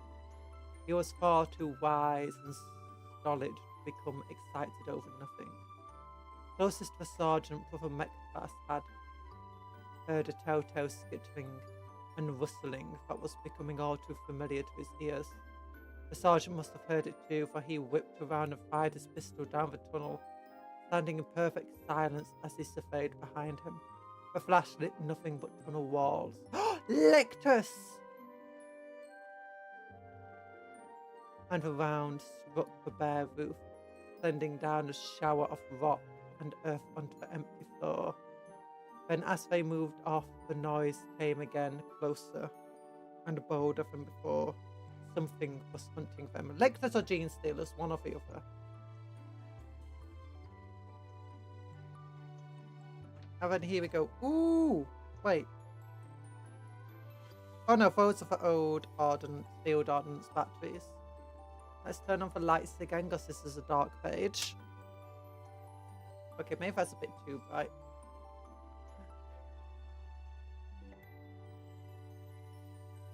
There we go. High Fleet Leviathan. High Fleet Leviathan is the largest High Fleet encountered by the Imperium so far, Having emerged all across the galaxy, Hive Fleet Leviathan has quickly established itself as the terrifying force, notable for a fighter like Rick, its leader, beasts exert of their charges. Popcorn, why does your stream say thanks for watching?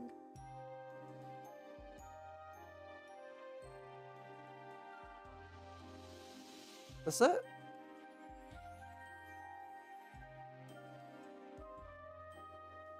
I don't see anything like that on the stream. What do you mean it say thanks for watching?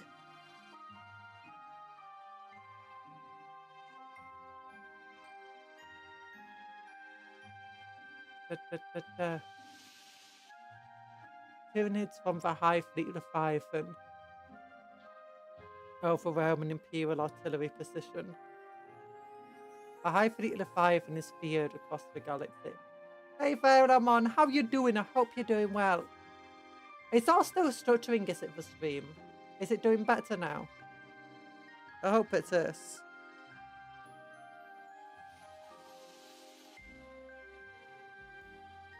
There we go. Hive Fleet Leviathan is feared across the galaxy, such as the vast size of its tendrils that have encountered all across the Imperium, each bringing ruin and despair to countless worlds. Even despite of setbacks suffered on Baal, Hive Fleet Leviathan remains active throughout the galaxy and poses a significant threat. God of Love for Nids can be both alien and alien. Aliens and alien. A horde of vicious monsters and the lone unstoppable nightmares. Yeah. Oh look, there's a hive giant to the back there. Is that Parasite Malta? No, it's just a tree. How far is the back? Oh, it's one of the big dudes with a giant maw. Screamer killer. Oh, there's a Neuralink out of the back there. I didn't even notice that at first.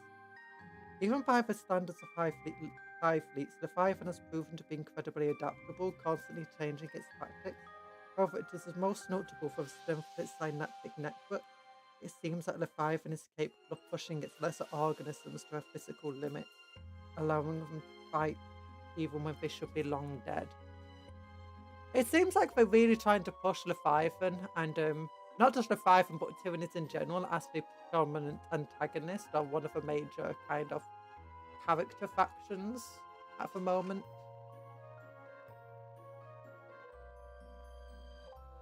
Capcom, I can't tell if stream is over or not. It's not.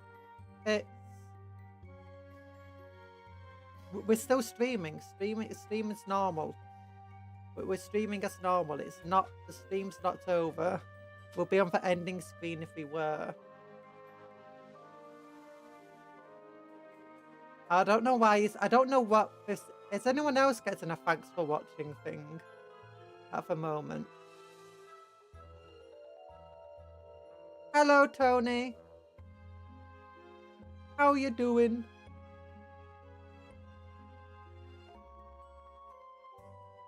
Guess my ending's glitching a little. I've had some glitching before.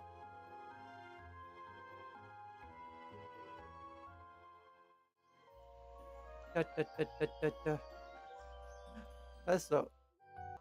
There you go. I will go back to the hand cam. You're good today. Yay, you're good today. No, I'm fine. Try reloading. Yeah, try reloading the stream. Hive Fleet Leviathan's colossal scale makes it incredibly dangerous. And not only because of mere numbers, at every second, in almost every theatre of war in the galaxy, Leviathan is testing its forces. As one clutch of Bombardment attempts its counterfire on the Tau, a pack of von Ryan's leapers go claw to claw with mobs of orcs light years away. Every conflict is observed and recorded by the hive mind, which takes everything it learns and uses this information to enhance the swarm with new tactics and new adaptations. Often commanders realise in horror that Hive Fleet Leviathan has already anticipated their strategy. One could study war for 1,000 years and not even come close to the tactical experience possessed by this Hive Fleet. Such knowledge is coordinated by the High Fleet's leader beasts, such as Tyranid Primes and Psychophages. Those who attempt to slay the creatures to weaken the Leviathan's advantage find them brutal combatants often surrounded by guardian organisms far more effective than any conventional bodyguard. Leviathan's synaptic network is reinforced with multiple leaders. Taking down one is never enough. Leviathan is scary ghost. It comes from below the galaxy. Oh, Goop World! Hello, Goop World. How you doing? What's my least favourite faction? Well, I was asked about my favourite faction earlier. Least favourite?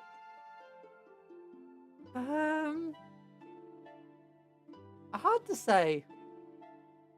There's factions I'm definitely not a fan of as a whole, or like parts of the factions. Like Tau. Certain parts of Tau I've never been a fan of, but Tau are partly because back when I used to play, Tau were one of the most annoying factions to play against. Weren't necessarily overpowered, it's just they weren't fun to fight, especially if you had a melee army. They combined the mobility of the Eldar, sure they're not as good at maneuver warfare as the Eldar, with the shooty aspects of the Imperial Guard, which sure they're not as shoot as the Imperial Guard. But it's like if you're playing Black Templars, Tyranids or Orcs, and you go against Eldar, it's like sure they're really good at moving around, but they want to be in combat with you. And it's like sure that the Imperial Guard shoot really well, but they can't escape combat with you. The Tau, they just like shoot you, move out the way, shoot you, move out the way. You can never get into combat with them. I think they Overwatch with, 4+ to hit and stuff. That was really annoying back in the day. And then because vehicles weren't as tough back then, they because they had, they could be taken out with one shot pretty easily. It always came down if you're doing like Imperial Guardsmen or Eldar versus Tau to whoever got the first turn. Because whoever got the first turn or whoever got the first decent set of rolls pretty much won the game. So it just made the game relatively unfun. Necrons I'm not the biggest fan of because a lot of the time when I'm reading their lore, it just feels so... I don't know, it just feels boring in a way. Like they're just putting a bunch of randomness on the book. Ultramarines also upset me for a similar reason for a little bit. You play Necrons. You play Necrons, oh no. I'm not a big fan of the Tower Leagues of Photon. Tower is just a little annoying on tabletop. Admech are worse to me. I've not played against Admech.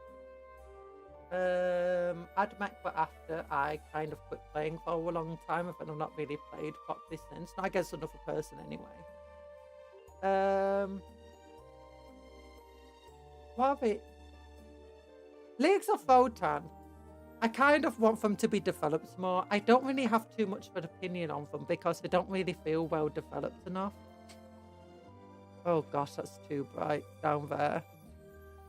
Here we go. First among High Fleets. High Fleet's the Leviathan. Oh yeah, what were you saying, Anthony? The Leviathan is scary because it comes from below the galactic plane, unlike the others that came from the east. Photon are barely a faction. Yeah, I would say Photon, but I don't know enough about them to have really any opinion on them. Like, I don't hate them, I don't like them, I just don't have an opinion. That being said, I do really like Tau because I really love the Tau mercenary side of things. And the fact that it just offers so many opportunities to convert Tau. Like, you can have a bunch of guardsmen in your Tau army and just put them in fire warrior outfits. Or you can, to represent, auxiliary troops. And you can also make other aliens. I really love that. And I think the Tau battle suits are kind of cool. But yeah, I also think a lot of the Necron stuff just looks so cool.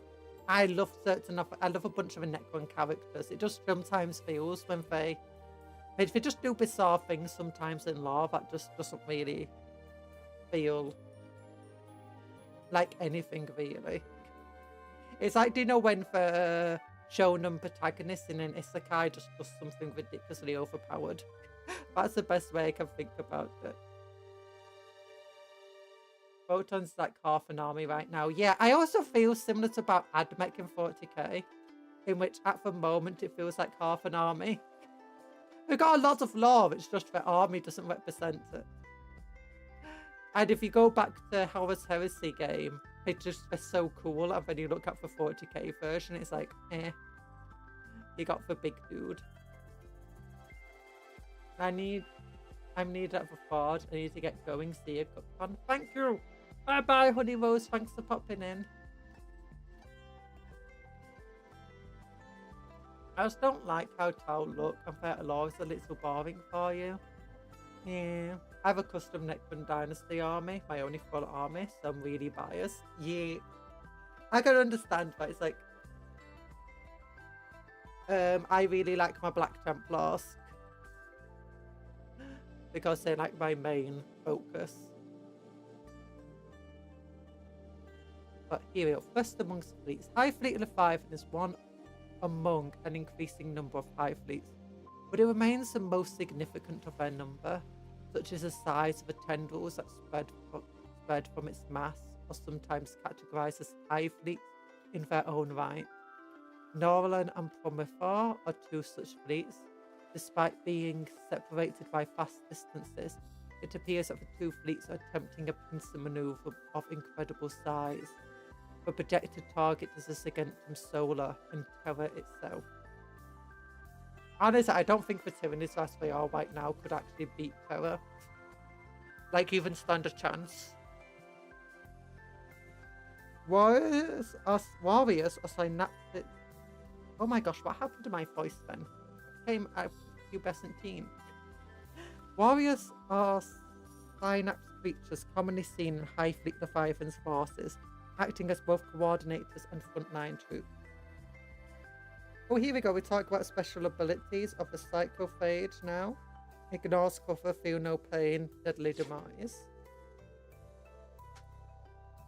The Psychic Eater. But that's a lower brightness bit, maybe. Photon Combat Patrol Bot. Congrats, you now own the entire Photon range. Buys Votan Combat Patrol Box. Congrats, you now own the entire Votan range. Yeah. Cupto's gone slow again. Black Templars are so cool. I've only painted 2 Space Marines and 1 was Templar. Yeah. You want to see my Templar Lord? Oh wait, do you want to see something? You weren't here earlier. Here is, we're going to have to build another one because we got one in for Combat Patrol today. But my Brutalis Dreadnought for Black Templar is made using some 3D printed pieces I bought from Etsy. It's like, I'm not going to tournaments. I don't care. It's got a great big sword. It's a Dreadnought with a sword. Nothing can beat this. It's got candles and big flaming things. I've also got other Black Templar stuff. Let me get out my Lord, my Marshal. Oh.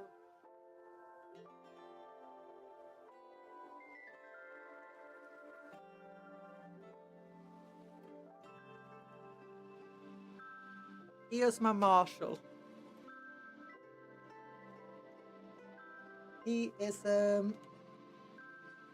I just put day inside of say. Looming phone. Oh. I gamba to numb for pain. Oh my gosh, that thing didn't actually appear for me for second one. I should reset my live chat. People been reloading a bunch, so there we go. Yeah. Gamba numbs the pain. But yeah, here's my captain, or my Lord of my Black Templar. Unfortunately, when it came back to the game, he was the first model I made, or one of the first, and also one of the first I painted. So he's not got my best paint scheme. Hiccup. He's not got my best paint scheme, but he's got a giant claw. Look at that giant claw. Abaddon would be jealous of him.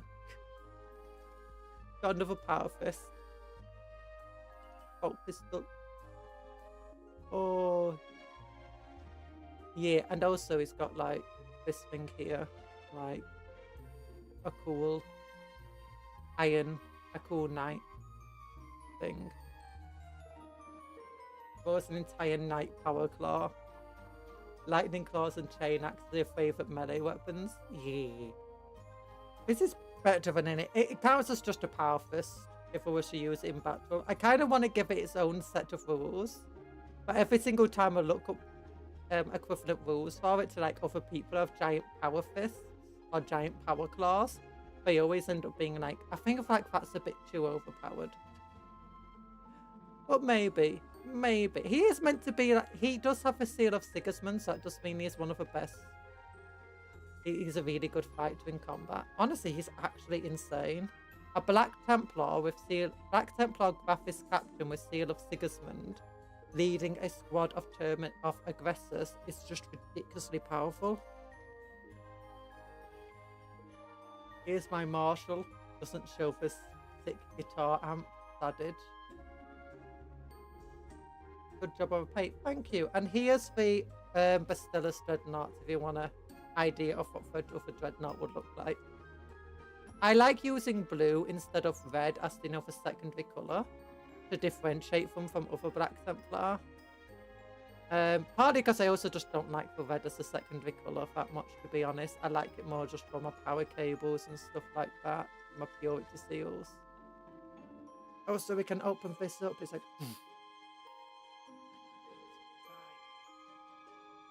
Oh.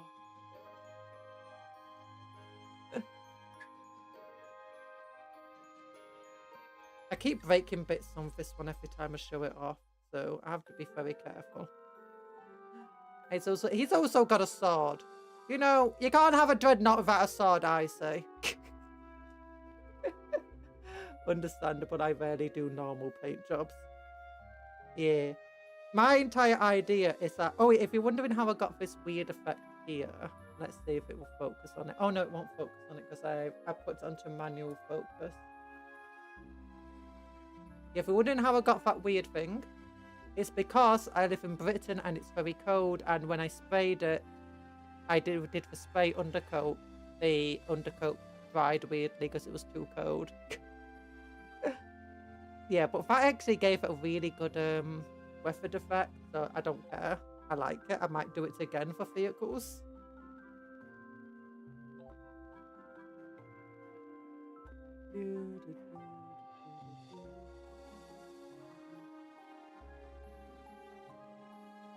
There you go. That looks fine.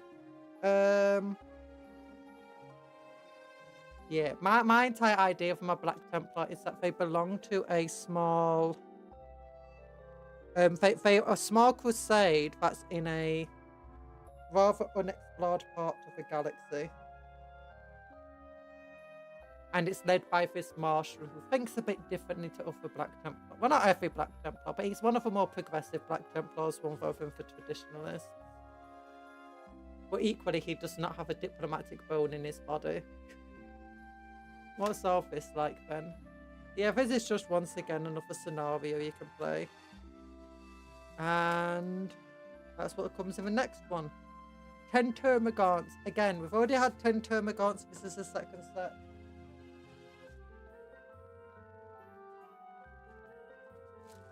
There we go. Needs more DACA. There can never be enough DACA. There can never be enough DACA. So try letting the can sit in lukewarm water before spraying in the code. Oh gosh. Will that make it those effects stop? Because I kind of want more of those weird effects. Okay, more Termagants! Yeah, Termagants! And I'll whip the swarm. Don't forget to whip the swarm. I'm working on a custom Nids army. Honestly, it's not going too well, but I started work on her like a month ago. If you want to get cheap Nids, and you don't mind getting for one some for the Leviathan set, those Nids generally are really cheap on eBay because everyone bought it apparently for the Leviathan set for all the other models. Oh gosh, that's bright. It tells you how... I'm sorry for blinding you. There you go, your eyes. Your eyes! Life in the Imperium. Look at this picture, which you can definitely see because I need to turn the lights back on. Okay, that does not work. That's just shining too brightly there. Okay, let's turn that light off. Here we go. Life in the Imperium. Life in the Imperium is a miserable ordeal. With a low... Wait. Can I do like a David Attenborough voice? I'd take it out. Thank you. I considered Kill Team. You should... but you should be able to build some great ones with what you have. Oh, Kill Team is right. Like Kill Team is oh, I heard that they were stopping Kill Team or something, weren't they? That's what I heard. I heard somebody talking about that. I read about it. I'm not really sure how true that is because I saw it on Reddit, and as you know, you can trust everything on Reddit. Life in the Imperium is a miserable ordeal. For the lowest dregs, worked to death in back-breaking labour, to nobles and lords caught in endless intrigues. None can escape the Imperium's cruelty. True happiness stems only from duty. Labourers operate vast machinery while within a hive city. The Imperium is built on fear and brutality. Its purpose is to produce soldiers and weapons, and it is so riven with inefficiencies and dysfunction that there is no way for its citizens to do anything else. For most Imperial subjects live in a cycle of endless toil. They are surveilled constantly, with any lapse in faith or reduction in work met with harsh punishment. They are rendered fearful, suspicious, and full of hatred. By the infective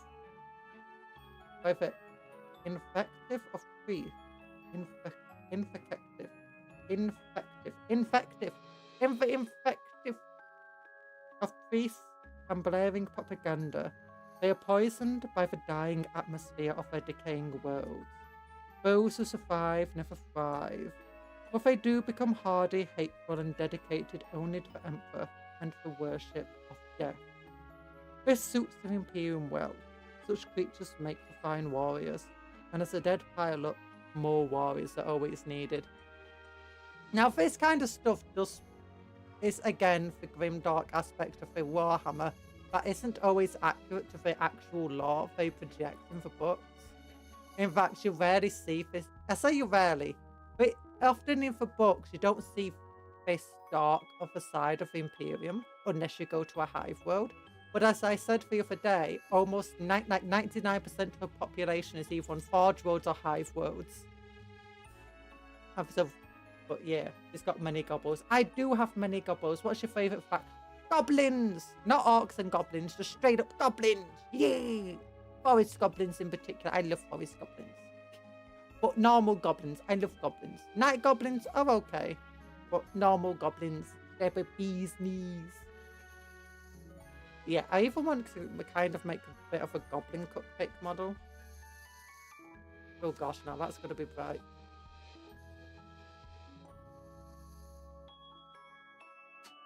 Here we go.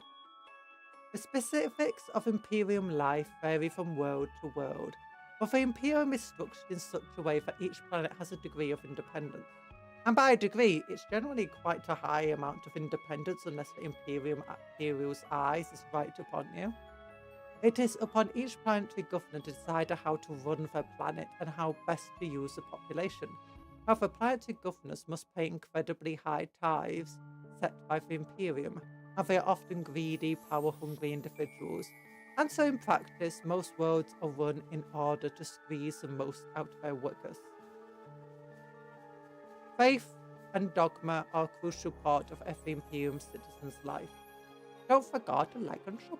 Remember, you're amazing. Take care of yourself. Don't forget to hydrate, eat, and stay healthy. I like the Skaven a lot just because I think they're cute. Goblins are great too. I'm not the biggest fan of Skaven. They are kind of cute. I do like a lot of them in theory, but when I got into Warhammer Fantasy, the Skaven were probably... The Skaven had a new codex, or army book as it were, and they became by far the most powerful faction. in part because they just had so much variety. They had good gun lines, odd elite troops, tough troops, mass numbers. They had giant monsters, they had fast monsters, they had monstrous infantry. They had pretty much everything every other faction could do. And 9 times out of 10, they could do what other factions could do, just better. They also had powerful magics. It's like, the dwarves specialise at artillery. Yeah, the Skaven are even better at artillery, and unlike dwarves, they still get magic. So they became kind of a faction that either everyone hated or they absolutely loved. You either loved them because you were playing as them, or you hated them because you were playing against them. So I've still got a bit of my previous dislike of them from back then. That being said, Skaven are still one of the more fun factions, especially in terms of just being like, how they talk. So what you're saying is, yeah, they basically had massive Skaven supremacy. In fact, you can still kind of see it in the Games Workshop leadership, in which just how much they prefer Skaven to almost everything else. Actually, that being said, they do seem to like the orcs and goblins a bit more again. Especially with all the focus recently in the fantasy aspect of stuff and just making cool little orcs and goblin stuff. Although often, whenever they show favour to the orcs and goblins, it's giving them something stupid. Something that's incredibly fun, but is not going to win you any games. Like, hey, we've just given you the ability where you can now attack your own units in game, and all the orc and goblin players are like, yay! We can now punch one another in the face. Oh gosh. I never played any Warhammer Fantasy Tabletop. I barely finished my 40k army. If you can get Warhammer Total War for the PC, I think that's the best way to play fantasy. Total War Warhammer, it's amazing, it's fun. Oh gosh. Must pay incredibly high tithes. Yeah, so what's this? The Imperial Creed demands each citizen. Wait, what's this? Faith and dogma are a crucial part of every Imperial citizen's life. For many, the hope of serving the Emperor is the only comfort in their meaningless lives.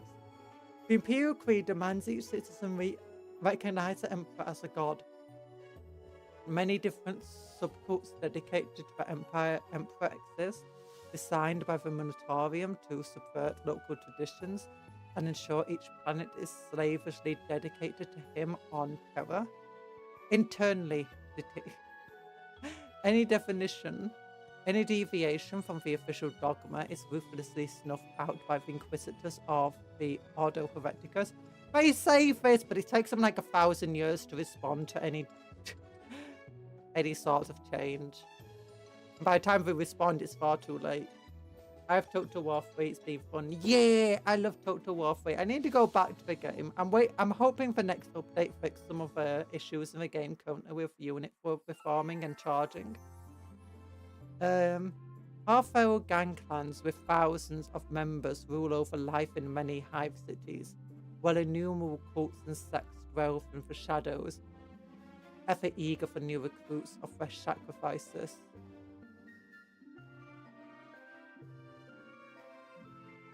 Yeah. Nearly all the citizens of Imperium are low-level workers of some kind, employed in manual drudgery to farm food, raise cities, or to create the machinery, weapons, and vehicles the Imperium requires. The labyrinthian bureaucracy that runs the Imperium also requires countless scribes and adepts to record data and perform calculations.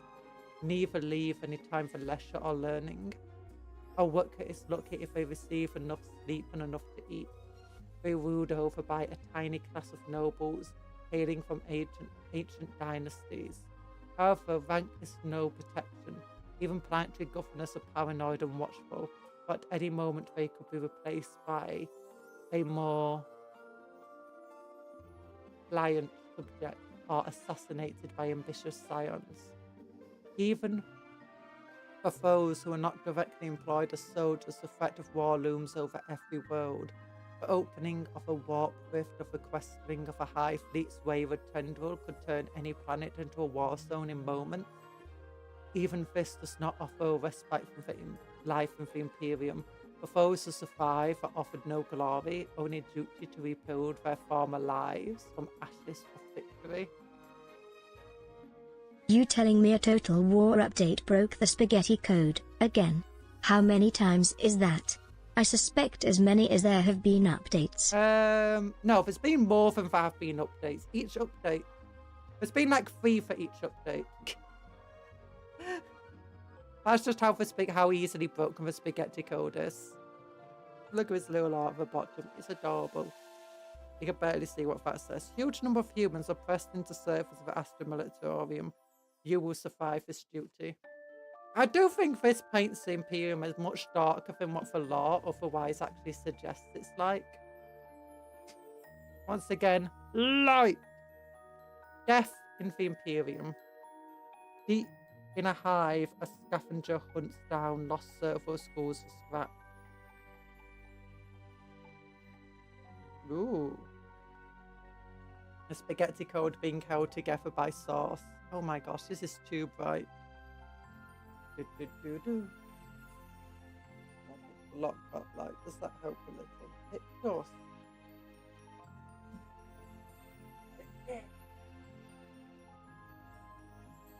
Oh gosh, darn it. I'm hoping if I stick this piece of paper up here, it will work.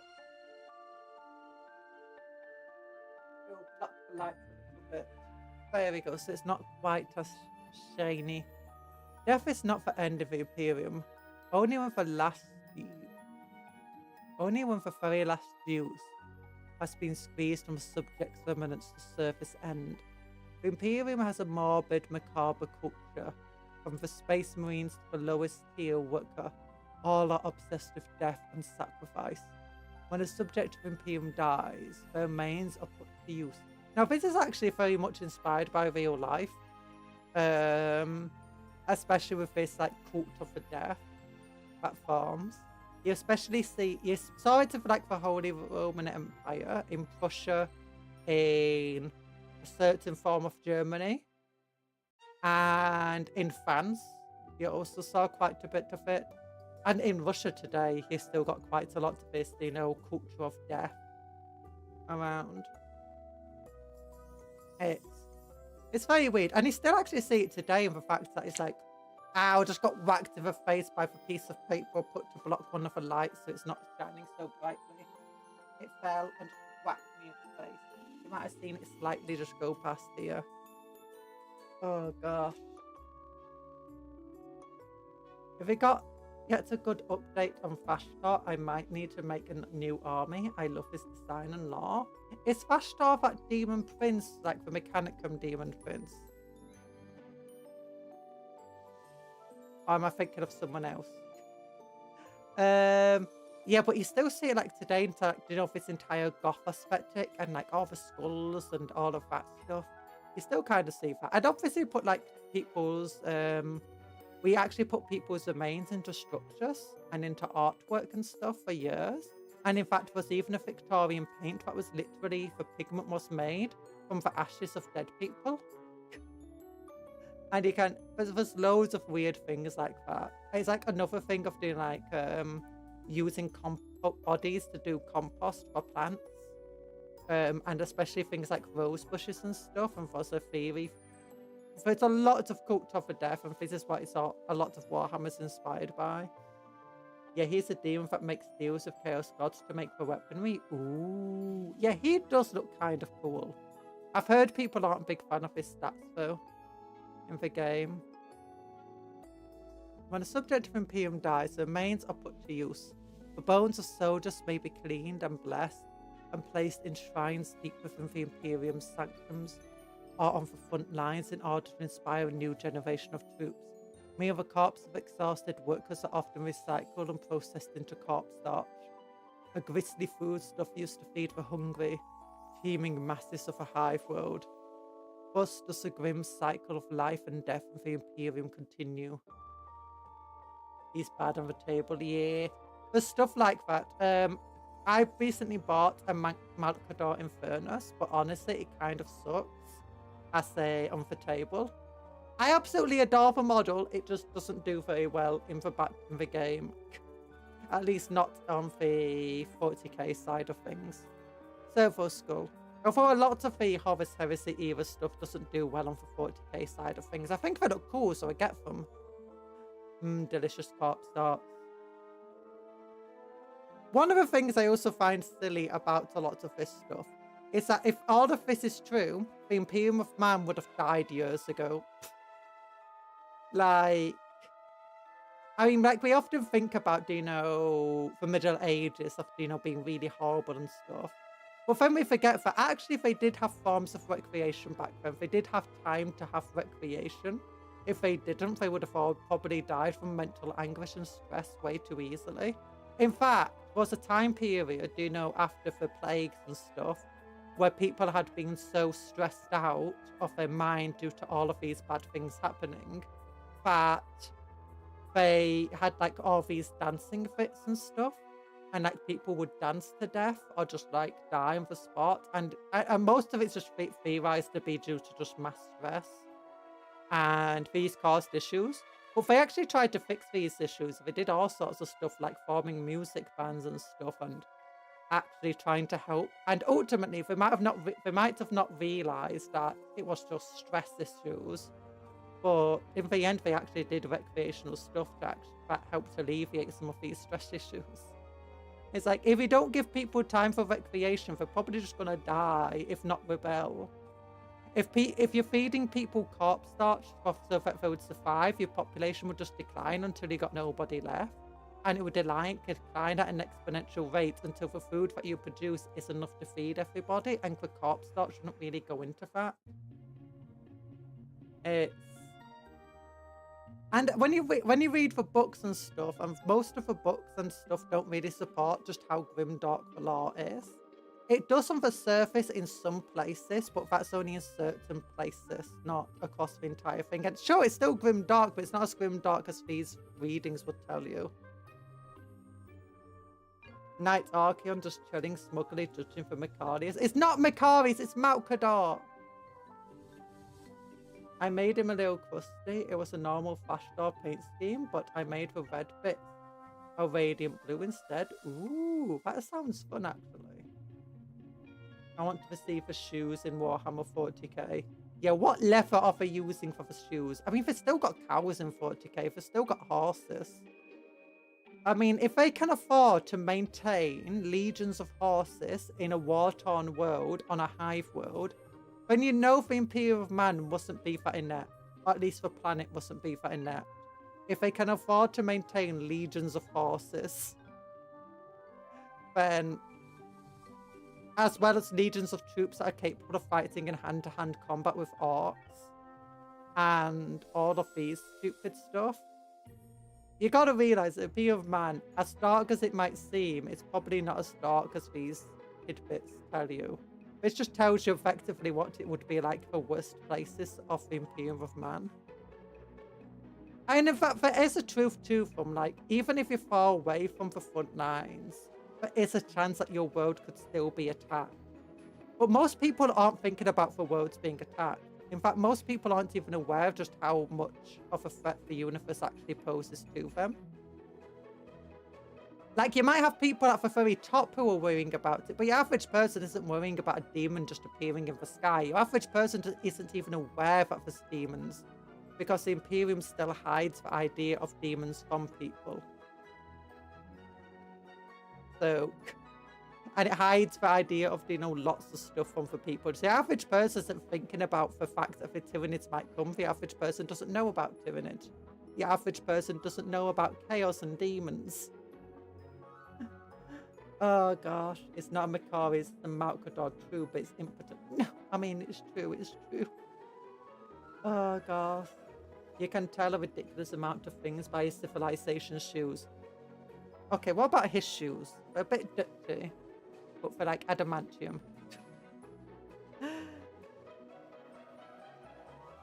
The Tyranids don't wear shoes. It's just got hooves for feet. What about that shoe? You can't see his shoes. Well, you can see their shoes, kind of. They got very nice shoes. Even he's got the grippers. No, this guy's got the grippers. Actually, what? Look at his feet. His feet are really weird. If you could have any model for free, pre-painted by a professional, what would you choose?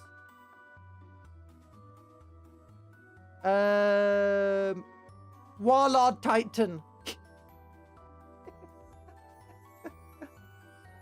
A town mantle would also be pretty cool to have, like, fully painted. Inside and out. The other one would be... I like the Tyranid Bio Titan. What's it called? The Hierophant Titan. That would be really cool to have a model of.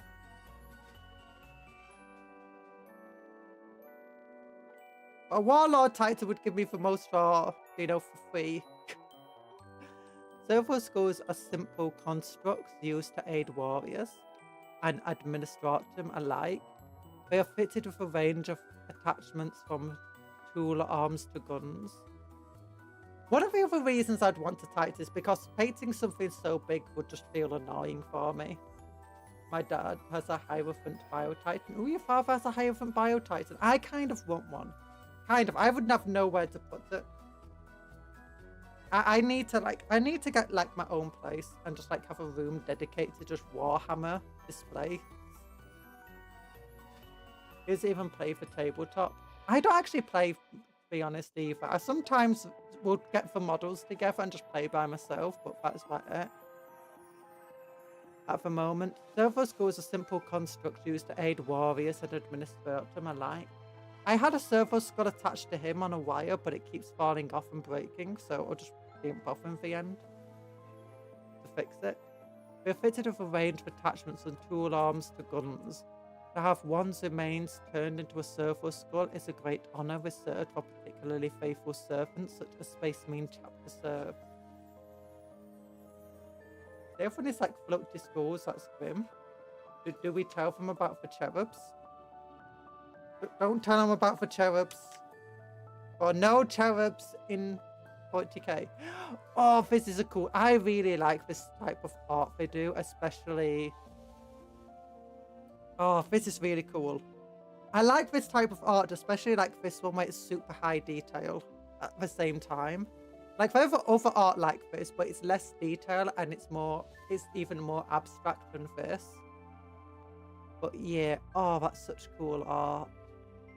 This is the kind of art that makes me fall in love with the tech priests. Just look how cool that looks. Oh. I absolutely adore it. A tech priest oversees the work of his servitor for hours. Any failure will not be tolerated. Oh, look at the tech priest there. This one. Yeah. I think they're servitors, maybe. Wasn't the terrible or retconned? The art is so good. It is so good. I don't think it got retconned. Hey, maybe it did. I know that the cherub art for fantasy got retconned and no one really knows what it is anymore. It's just like a remnant of long gone lore. Especially for mechanical cherubs.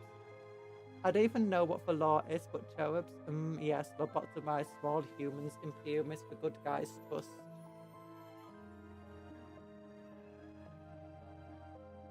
The Imperium of Man is not the good guy, but it does have good guys within it. I think the best example is Gulliman is probably the closest to a good guy the Imperium has in a very top position. And he dislikes the leaders of the Imperium because they're not good guys, like the Lords of Terror. With technology in decline and artificial intelligence forbidden by the Adeptus Mechanicus, biological components are factored to the operation of many machines of the Imperium. Missiles may be guided by mummified corpses of once loyal warriors, the last registers of their conscience guiding deadly projectiles to their targets. For criminals, that is something I've seen more and more recently, but that didn't always used to be the case. Instead, they just used old-fashioned targeting systems. not AI targeting systems, but doing like old-fashioned ones, like the ones that they used up until like the 90s. And they're still used today, actually. Especially in Eastern Europe and the Middle East and stuff. And I think actually a lot of Asia and China. They use these missile systems that are much less complicated, but they still do relatively advanced targeting. They don't require a hell of a lot of computing power. They still have some very expensive components, partly because military groups just charge incredible amount. It's like, yes, this 16 kilobyte processor is worth £10,000 still. I mean, it's been worth £10,000 since we first produced it in the 1960s, but still it's worth the exact same price today. It's crazy. Oh yeah, most targeting systems are not most, but they have been focusing more on that law because it didn't used to be like that. But I have read more about it. But it does say missiles may be guided. That doesn't mean all of them are like that. It just means some of them might be guided by it. We have to remember the first targeted guided missiles were from the, what's it called? WW2. They were wire guided or by wire missiles and stuff like that. And when you consider how short range most of the missiles are on the tabletop, they very well could just be by wire. And how inaccurate they are too. Even the Titans have weapon servitors. I thought most of that was guided by the machine spirit. That's the other thing. If it says machine spirit, it can mean anything from very simple guiding processes to using actual artificial intelligence that is truly intelligent. One of the things that they have is land raiders are guided by the machine spirit, or at least they used to be. The entire idea was that a land raider could operate without any crew. And the thing is, it's all the machine spirit. In reality, it's an incredibly advanced computer runs the entire thing. They just call it the machine spirit. Equally, you have starships and like massive spaceports, and even like these things that are the size of small planets. And they're incredibly intelligent. They talk to the pilots and stuff, and they just say they're communicating with a machine spirit. It's actually all an incredibly advanced AI. It's aware it's an AI. It just calls itself a machine spirit.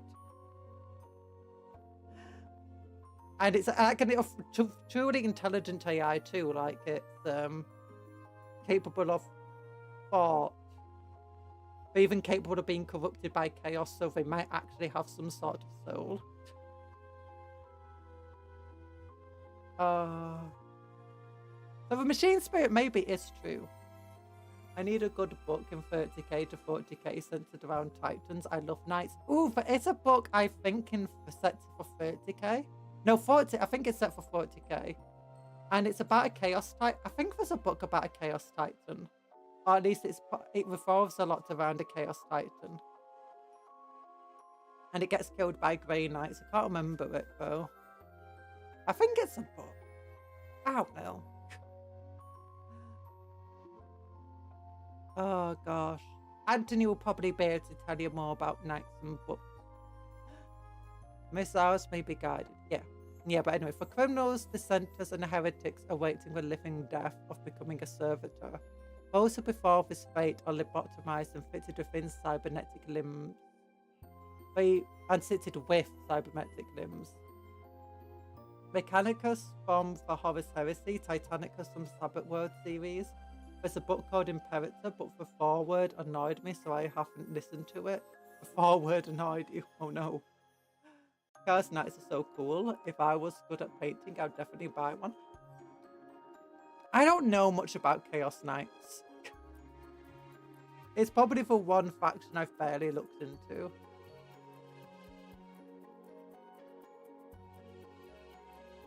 They remain conscious but incapable of emotional disobedience. They are capable of only simple manual tasks and perform the very worst labours required by the Imperium. Meanwhile, the Imperium's most powerful inhabitants often achieve a kind of immortality, kept alive by rejuvenant treatments and cybernetic implants. Often the highest ranking individuals resemble the servitors that follow them more than any conventional humans. Oh, here we go! First founding chapters. There's the Dark Angels. There are hundreds of Space Marine chapters, but all of them can trace their lineage to the original legions. Of the Ultramarines to the Dark Angels, these first founding chapters are legendary. Okay, I'm not going to read through all of this. High Fleet's adaptations, Leviathan, Behemoth. Oh, here's some of the loyalists.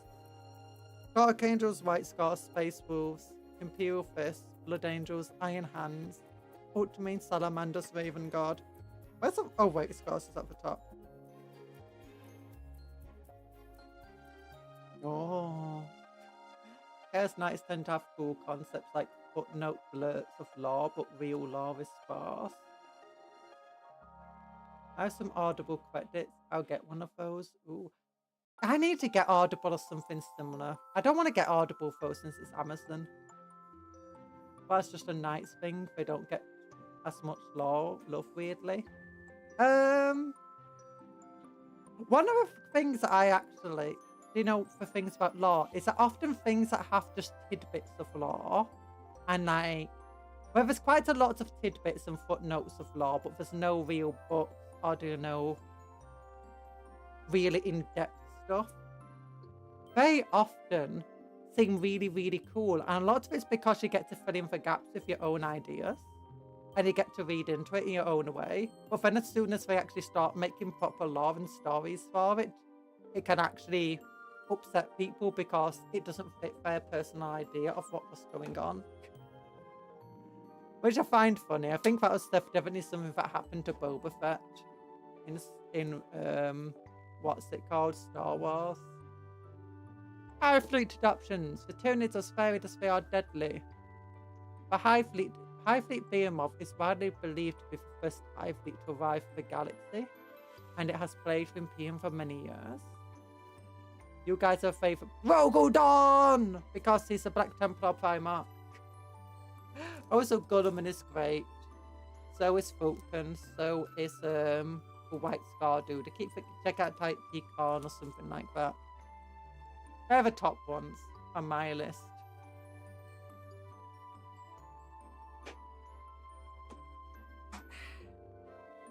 Ba-dum, ba-dum, ba-dum, ba-dum, ba-dum, ba-dum, ba-dum, ba-ba-ba-ba-da-da-da-da. Jump! Jump!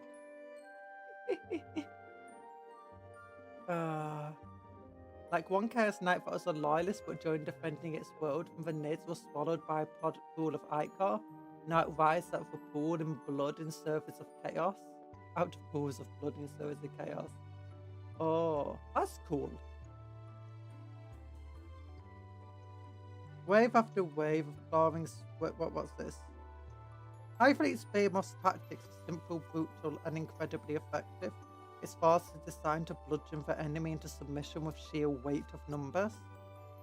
Ooh, wave after wave of claws, swift, moving, blah blah blah, I don't care. Then you got Kraken, Hydra, Kronos, Yogamunda. My idea is that my High Fleet Cupcon is just a splinter fleet of one of the other hives. Perturabo, the most free chaos. Fulgrim. Fulgrim is great. I do like Fulgrim. He's probably my favourite chaos one. I don't really like Perturabo, partly because he's too much of a jerk. So he always annoys me whenever I just hear about him. Ooh, Kronos colours. Yeah, Kronos colours are really cool. It looks a bit like Behemoth in a way. It's like Behemoth reversed.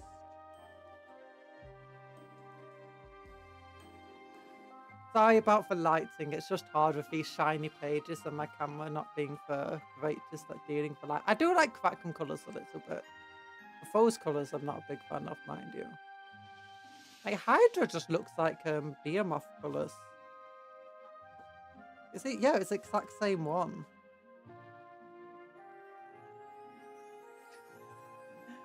High Fleet Hydra's bioforms are capable of reproducing at a terrifying speed. A small force for High Fleet, given a little biomass, can quickly self-replicate into a vast and overwhelming swarm. Kraken is cunning even by the standards of High Fleet. but always probing. High Fleet Chronos appears to have been spawned to combat demons and psychos and other unusual prey. Jormungandr. High Fleet strikes from below while invading a planet. Oh, so that likes to burrow. In classic heraldry, they call it at a countercharge.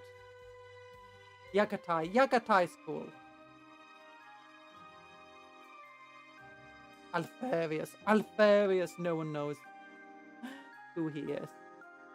My custom Nids army is made to look like it's designed for combat in Arctic world. Lots of cyan, white and purple.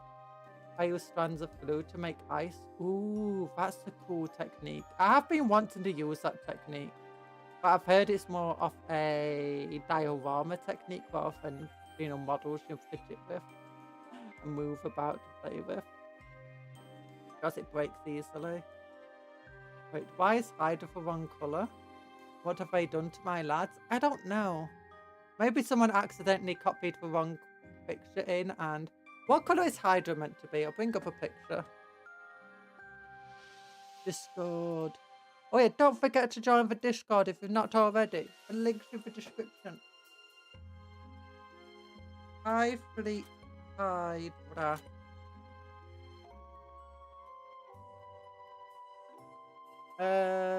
Images. Oh, here we go. Yeah, they completely got the wrong colours. Let me open up my window capture.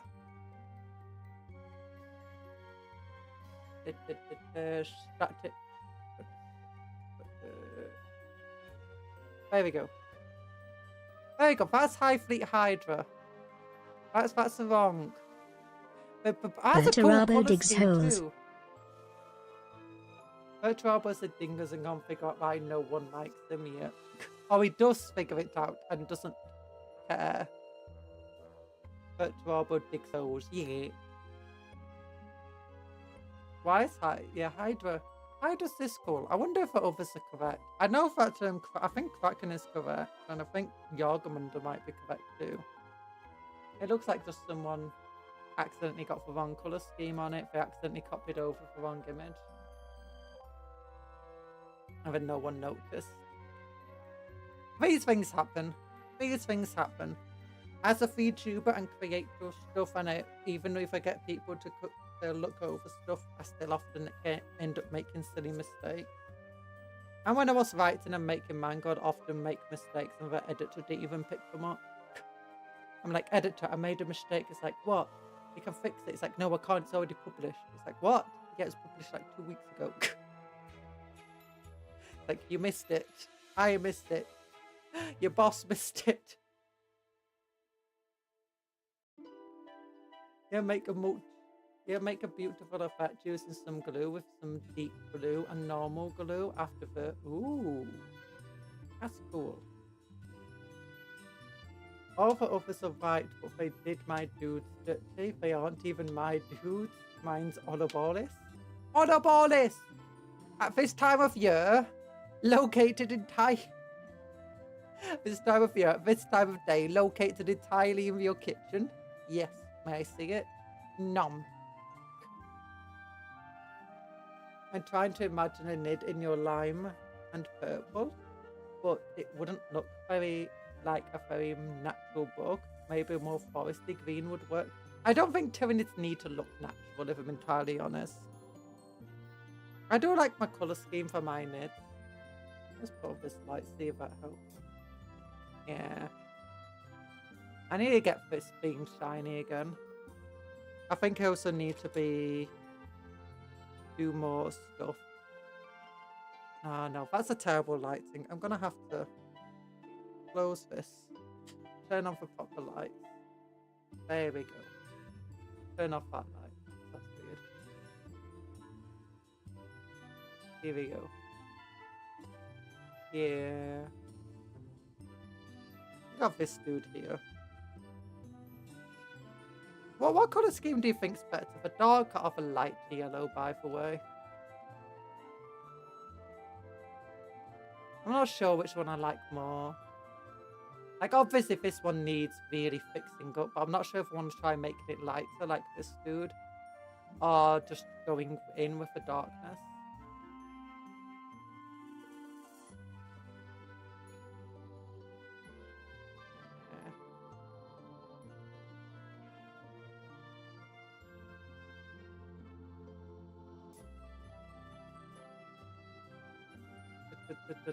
Yeah.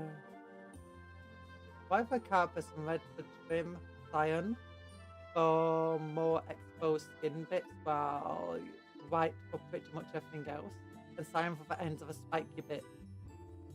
I think the vaguely natural bug look really works for them, especially if you can get some iridescent. What do you mean iridescent? Like glowy bit?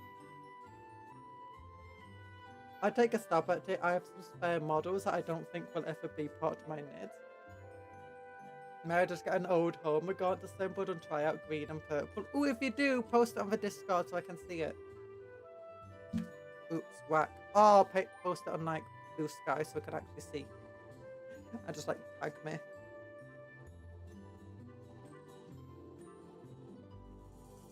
Okay, gonna have to once again blind you all and turn off this light. There we go. Tools of War. Munitions manufacturing. D was one of the smallest factories in the sector. It didn't bother Jan. Here's another story. What time is it? 6:30. I don't want to overrun too much today. So we'll just look at it all. We don't need all of the stories. A Space Marine strike force arrives to relieve the beleaguered Hive City from invasion of Tyranid forces. Ooh, so this is just like story about someone being attacked by Tyranids. Unsurprising. Command reroll. Okay, so you got another scenario in here. These pages really.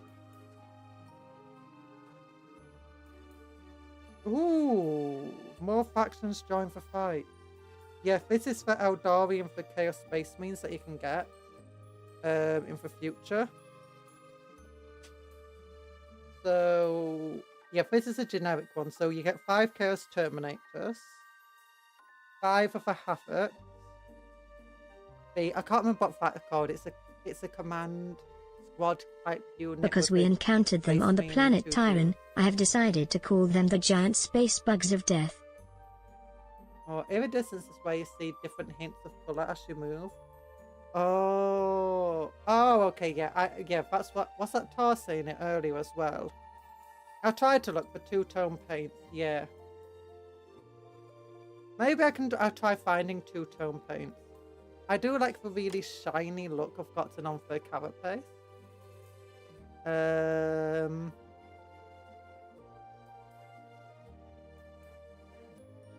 don't know if I want to change that, to be honest. I'm very happy with the full carapace look. Maybe I can try that out on the skin, do you think? No, it'll be on the carapace. I don't know. Maybe I'll try finding a blue that's similarly... Maybe I'll try putting some blue on these guys, because I did go for an iridescent sort of effect on my Templars before, with some of the dirt on them. I don't think he's got it. No. I've tried it on some of the others, where basically I used the contrast wash over the black, and as a result from certain tone areas, you can see it's more purple or bluish. But usually you won't notice it. So yeah. Then you got like just 10 normal Marines as well. Over here you've got 10 Guardians, Wraith Lord, Farseer, 5 of the other Wraith Guard. Is that 6 bikes, and then the Guardian Heavy Weapon platform. I can't remember what the Eldar Premium model is. Each one of them have a premium model kit. They have a Demon Prince. I can't remember the Eldar one is off the top of my head.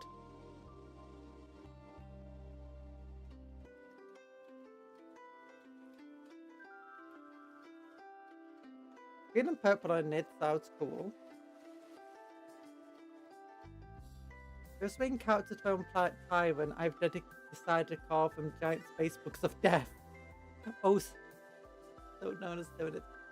I'll have to send a pic of my dad's Hierophant. It's pretty neat. Yeah, send a pic of it. I want to see it. I like Hierophants. I've only seen one in real life. That's years ago. Okay, and here's the last combat patrol. And this is the remains of the termagants that we need. Imagining a mantis shrimp nids, quite psychedelic. What are your opinions on most annoying army to play against from tabletop? I have no idea. As I was saying earlier, it used to be Tau in Warhammer 40k. I don't think that's the case anymore. Necrons are once pretty annoying to play against. All of them have been pretty annoying at some point to us, if I'm entirely honest. Because that's just the way it goes, unfortunately. I think Games Workshop's got better at why have I got 12 bases? It's only 10 nids. There's 12 bases. Games Workshop's been getting at balancing, better at balancing the armies. Even if people don't always like the balancing that's coming out. And Peel Fist, they just build walls everywhere. Some people joke about shellfish being sea bugs, that I think crab and shrimp colours are fair game too. Ooh. Right now I really hate playing against Death Guard. Oh, people do say Death Guard can be annoying because of just how many buffs they stack. The books of Mechanica and Titanicus got the wrong version of our favourite robot boys. No, not the Egyptian themed ones, the other ones. Oh, that looks like cool art.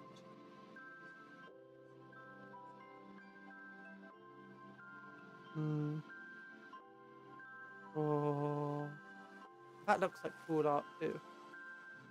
Whipper Swan base. Yeah, that's a Whipper Swan base here. I don't know why it's giving me 12 normal bases as well. Imagine if they accidentally gave too much. Oh, that's the people who make this.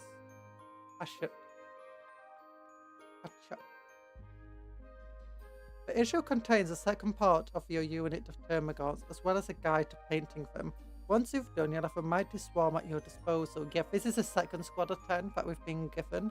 That'll be 20. Add on to this 40 I already have. That's 60 termagants. And none of them have special weapons. They've all just got flesh borers because of the silly Leviathan ones that clip together. And it's fine because flesh borers are fine. But still. Okay, gonna have to turn the light off again. Who's the fat guy who plays Admech? What do you mean fat guy? Like, can Admech be really annoying to go against? I want to make a Rad Swarm Admech because I just think it sounds super cool. Oh gosh. That's stuck there. That page got torn anyway. I guess it must have just been glued down, some leakage.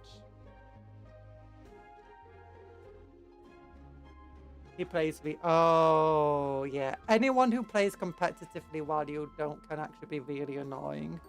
I remember having games like that where I just wanted fun games. Especially since when I used to play, I was a kid. Oh gosh, that's annoying. Let's see if this light will be better. I guess that's a bit better. Yeah, when I played, I was a kid, so obviously I couldn't afford much. Or at least I couldn't afford everything I wanted to make. So I like to convert models. And then I was always getting WYSIWYG'd. I'm like, yeah,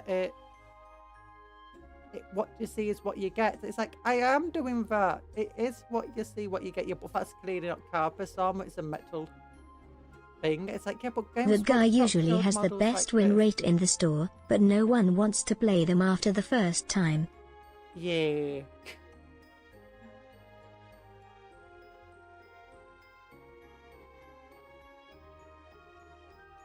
I know that their guns were alive, but why did it take me that long to clock that the ammo feed is basic and umbilical cord? Oh gosh, that's silly. Oh yeah, this but yeah, I remember playing with the WYSIWYG rule. But then sometimes at Games Workshop, we'd be like, oh, doing like White Dwarf, we'd be like, look at these cool models we converted. Imperial Guards, but then it's like, that's the same type of model I made. And then they're like, yeah, but it's Games Workshop, we're allowed to do that. You can't because you're playing a game with me. I'm like, oh gosh, why? Why? I'm just a kid. I'm just a little girl. Why are you being bullying me? You're like a 50-year-old man. Oh gosh, and then they I think they always like argue about every single rule, where the blast templates go, and then it's like also myself, it's like my armies, it's like I built my army so that every single model costs as many points as possible, so that I can make an army of a decent size at the cheapest amount of money I have to spend as possible. That means my armies aren't very competitively built, and then you go against someone who's playing us massively competitively, and it's like, I'm just going to absolutely destroy it. It's like, oh, okay. Okay. Actually, that's one of the reasons I didn't like playing my Dark Elder, because I didn't like losing with them, but it's very difficult to play Dark Elder unless you try doing it competitively. At least back then, because they were so... If it made any mistakes, you'd pretty much... Because they're so fragile, you could lose like half your army in a single turn. They always had to play every single turn very carefully. I didn't like always playing carefully. I just liked having fun and just being like, I'm going to charge my entire army at that one unit. It's like, that's stupid. It's like, yeah, but it's fun.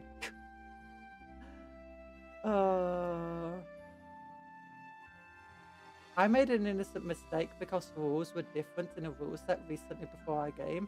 He tried to get me banned out to a star. But that was my only negative Warhammer experience. Oh, I unfortunately did not have the nicest people always at the store. I had a lot of negative because people are always getting upset about everything. I can't deal with negativity that well. My brain, it starts to get me very depressed very quickly. I'm going to get sad. I get sad. I'm like, no, I don't want this. I need your happiness. I need you to be positive. But I'm always also generally alive with tyranids too. And by the way, they are hungry. Yeah, that's why flesh boys are flesh boys. If I a beetle that tries to eat you. Inside out. What, that little kid can't afford at least 15 rule books. Ban them. Oh, I did have that once. In which, because I had written the rules out, it's like, no, it's because I come back. It wasn't even that I didn't have the rule books. It's because I came in from school, and obviously I couldn't have this like lug around a massive rule book with me and stuff. And then he's like, banned them. But then the store owner's like, yeah, you know, this person is actually a better customer than you. I mean, she's cheap, but she buys way too much. The last time you bought models almost was like 5 years ago.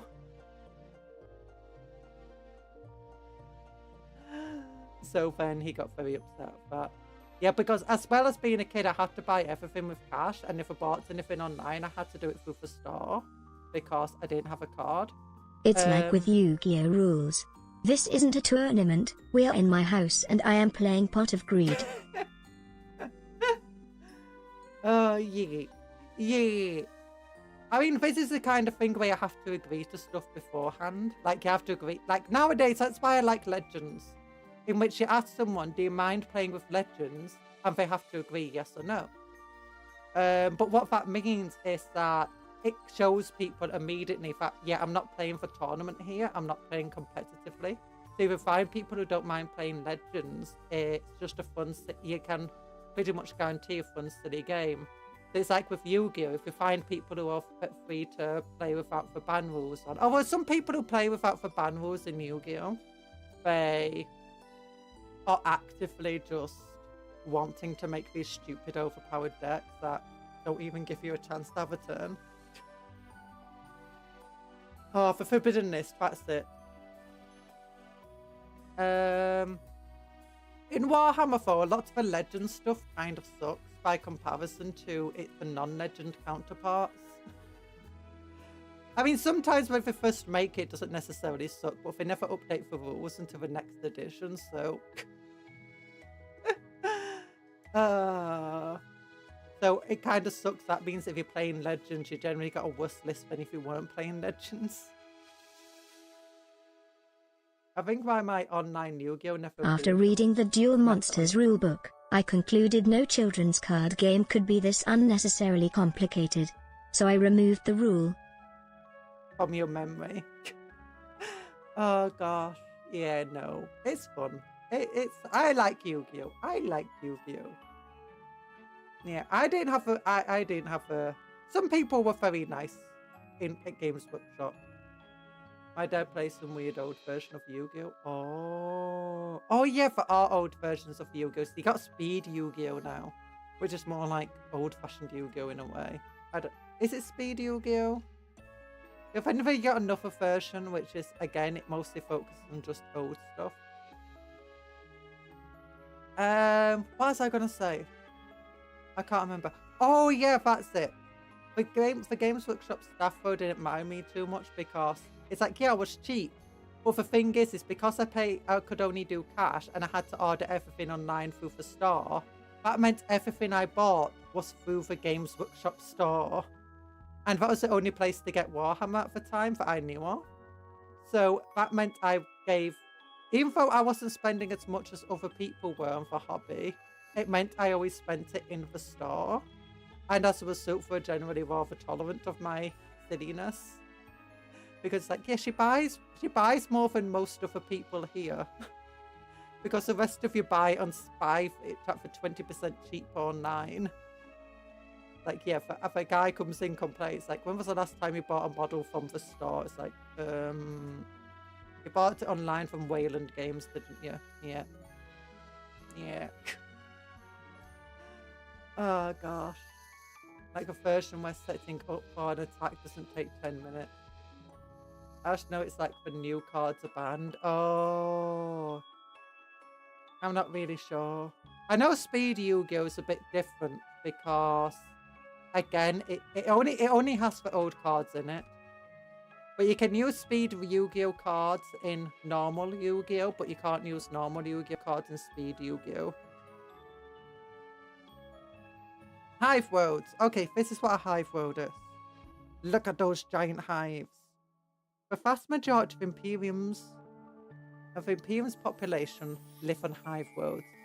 Hellish wastelands that are home to huge hive cities that house billions of workers.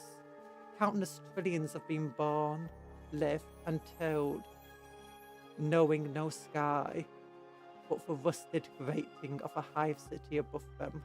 The misery of the masses is preferable to the bliss of the individual. This little girl is single-handedly floating not just this store, but G-dubs in total. You will not give her a hard time. Oh, gosh. Yeah, and maybe not that much. Maybe not that much, but... The other thing is that because I'd been going, like, ever since I was a very little kid, like 5 years old or something stupid, some of the store owners had been there pretty much the entire time, or, you know, the managers and people who worked there, or if I had been going there, so they're like, if they had seen me progress and stuff over time, and they're like, you know, actually some of the conversions are pretty legit. She wants to become a sculptor for Games Workshop. I kind of regret not trying to be a sculptor for Games Workshop and instead just going in to try doing my physics degree instead. Like, no, I want to become a sculptor. But then I've not done any sculpting since we restarted, until we started on Steam. It's like for years. What's your favourite? Slanesh! Slanesh is the best god because there's no such thing as excess. You can't have too much Warhammer. I like how for people like, if you like Slanesh, then you must be really creepy. But actually, if you collect Warhammer, you're probably indirectly empowering Slanesh. Because you're going to have way too much Warhammer. And you're going to have it in excess. And you're going to have way too much unpainted plastic. In excess. that all empower Slaanesh. Not Khorne, not Nurgle, not Tzeentch, Slaanesh. Also, Slaanesh is pink, and I like pink. And Slaanesh has female characters. This is funny because it makes the other gods uncomfortable. Yeah. And also scares the other gods because it could kill them. And almost did kill them with its birth. And also, the other thing is that a lot of the time Slaanesh gets empowered but indirectly by the other gods' followers. Because the thing is how the gods get empowered is if you fight a lot of battles and get really involved in war and hatred and blood and guts and carnage, you're going to do that in excess. And you're going to want an excess of other stuff. And as a result, while you're empowering Khorne, you're also kind of empowering Slaanesh. It's like, if you're really... And it's the same with like all the plagues and all the disease. Everything ultimately comes down to an excess. Especially like Tzeentch's followers. Like, their craving for knowledge could very easily lead them to Slaanesh as well as Tzeentch. So it's silly. Small Cupcake. Hi, Uncle, insert store person's name. I cannot imagine it now. Oh, gosh. Ada him is my favourite Chaos Champion, but my favourite god is Khorne. Ooh, makes sense.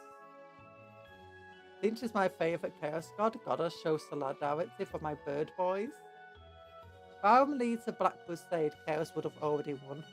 To be honest, you can say that about a lot of things in Warhammer. If this person used common sense, if they made common sense about who they chose as a leader, this faction would have already won. The only reason we've not won is because of this one small detail.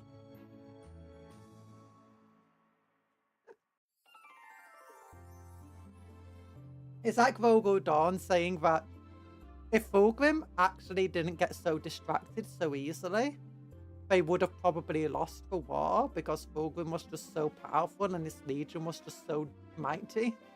But the legion was just so vain, it was just constantly arrogant and distracted, and as a result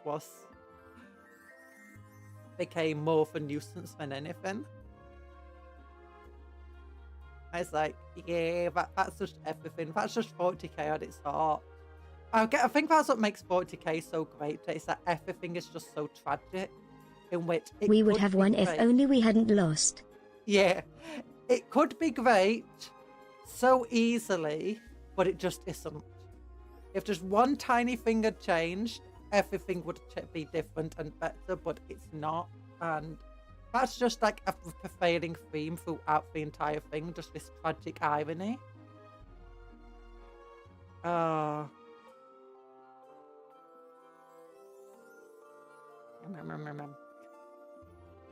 I am Vogel Dawn, Vogel Dawn. Vogel is...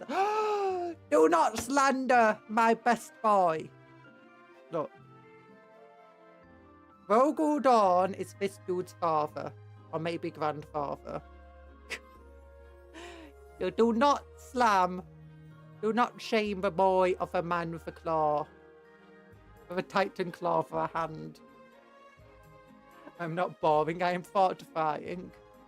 Hey, if a man managed to duel Demon Prince Fulgrim and survive, he's not boring. Meanwhile, what happens when Guilliman duels Demon Prince Fulgrim?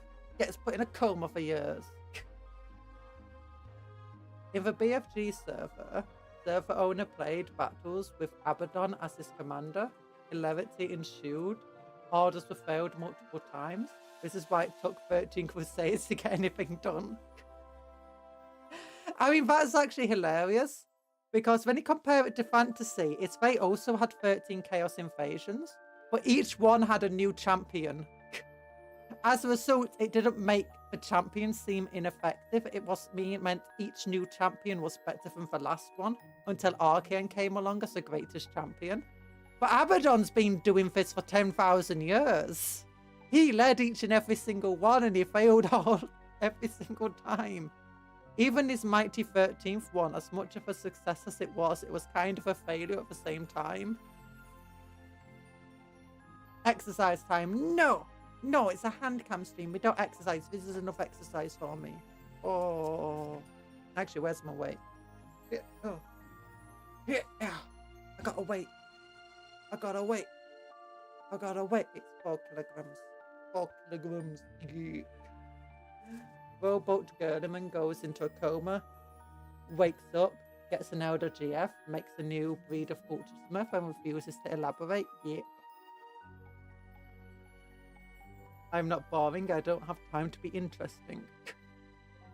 Look, boring people can be cool, okay? Hive. Hiccup, sorry. Look. There's only two Primarchs that have tanks named after them.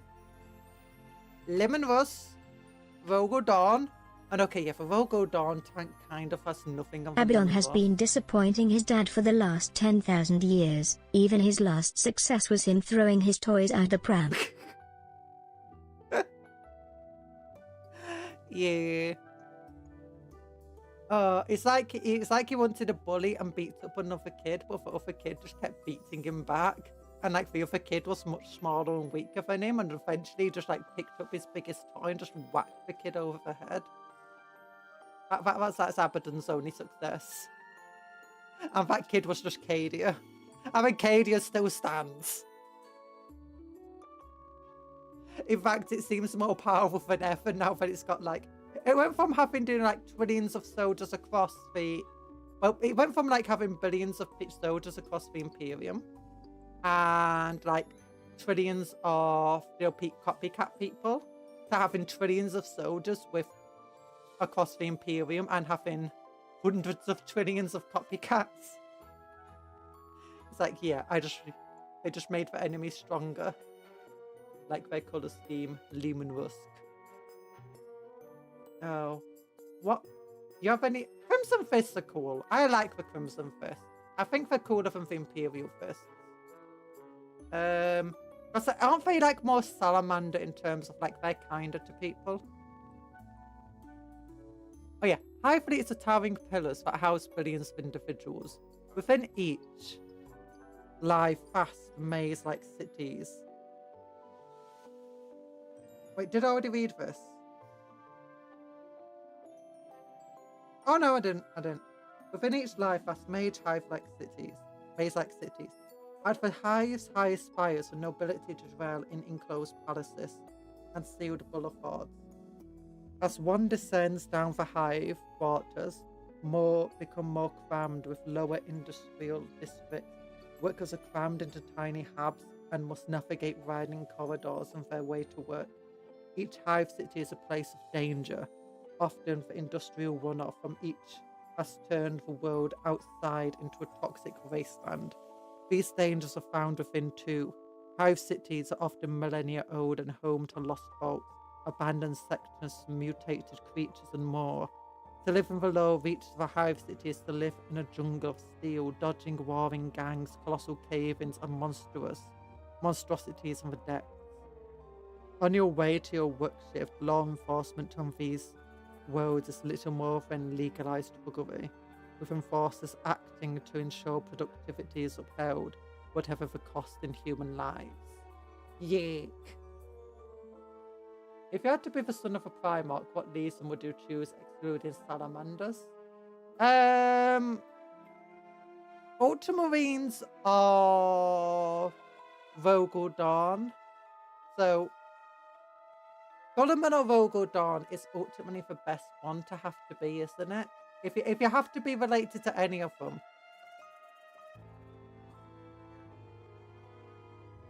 I just... Every single other one seems to have some sort of negative associated with it. That's pretty hefty. But generally, Guilliman and Vogel Dawn are both the ones that have like a sense of common sense amongst them. I mean, you got Jagatai as well. But that being said, I don't necessarily want to be a speed freak. But when it comes to Vogel Dawn isn't the most stable gene seed, mind you. Man has some issues. Ooh, you got it there. I think that might have even been you who got it. Ooh, this is like each... Oh, gosh. No, yeah, there's definitely some glue issues here. Gang one. Oh, this is Necromunda. There's this art just directly out to Necromunda right here. I think I should turn on the lights now. Let's turn on the main lights with this one. Have a turn off this light. There we go. Yeah. Jagatai Khan is cool if he can sit still. And that's a big if. Yeah. I feel like Sanguinius, his gene seed is just too unstable though. That's why, because you got the entire thing about, you know, becoming crazy effectively and seeing horrors everywhere. And then you got the entire blood thing and drinking blood and eating people that they seem to all have to do.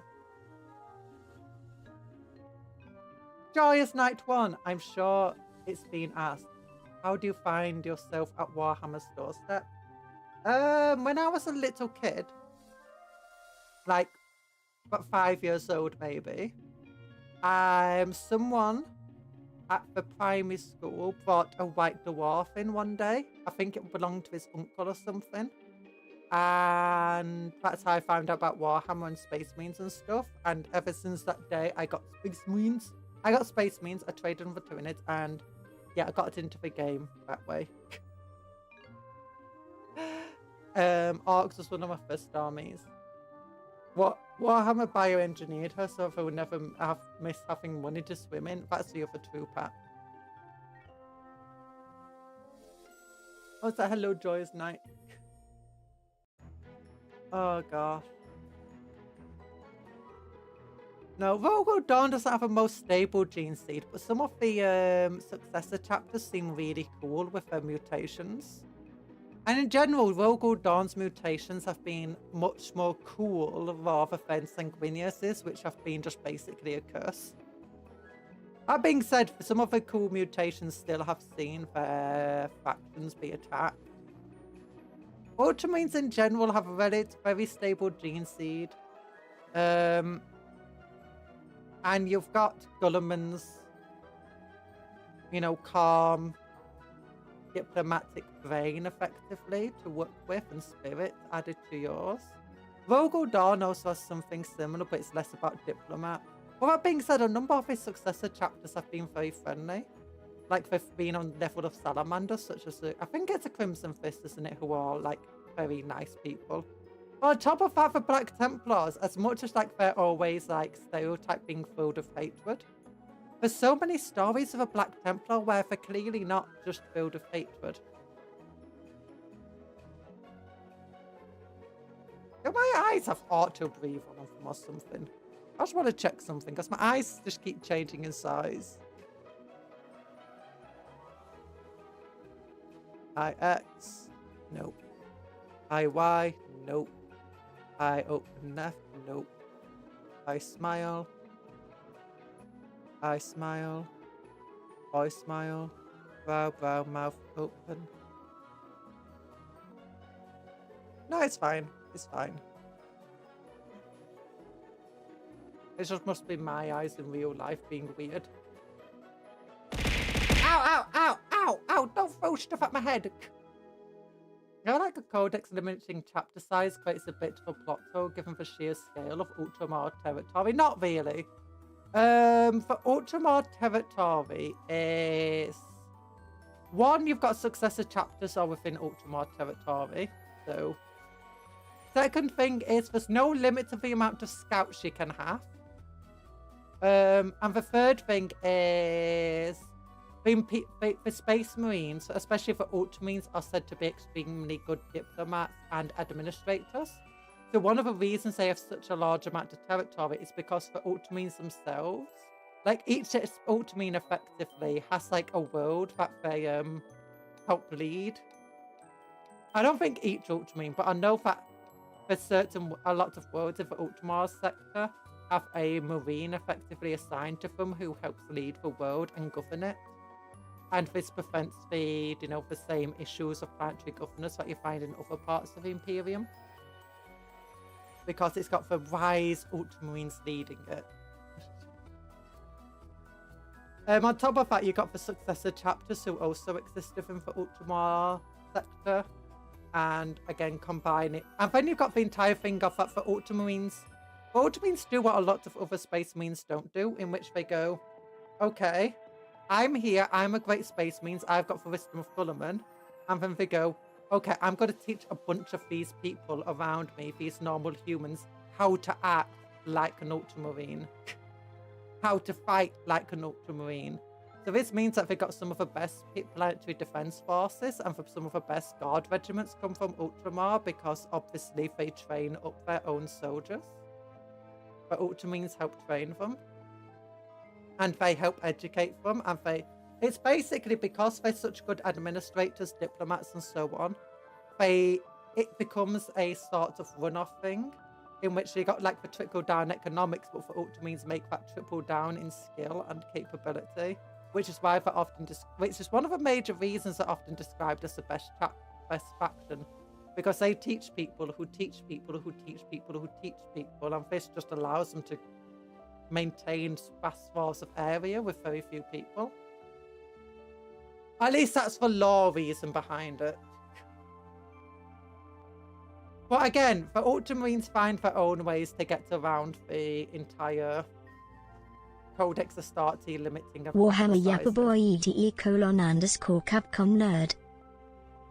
Warhammer Yappa, yeah, Bailey, hello Bailey, how are you doing?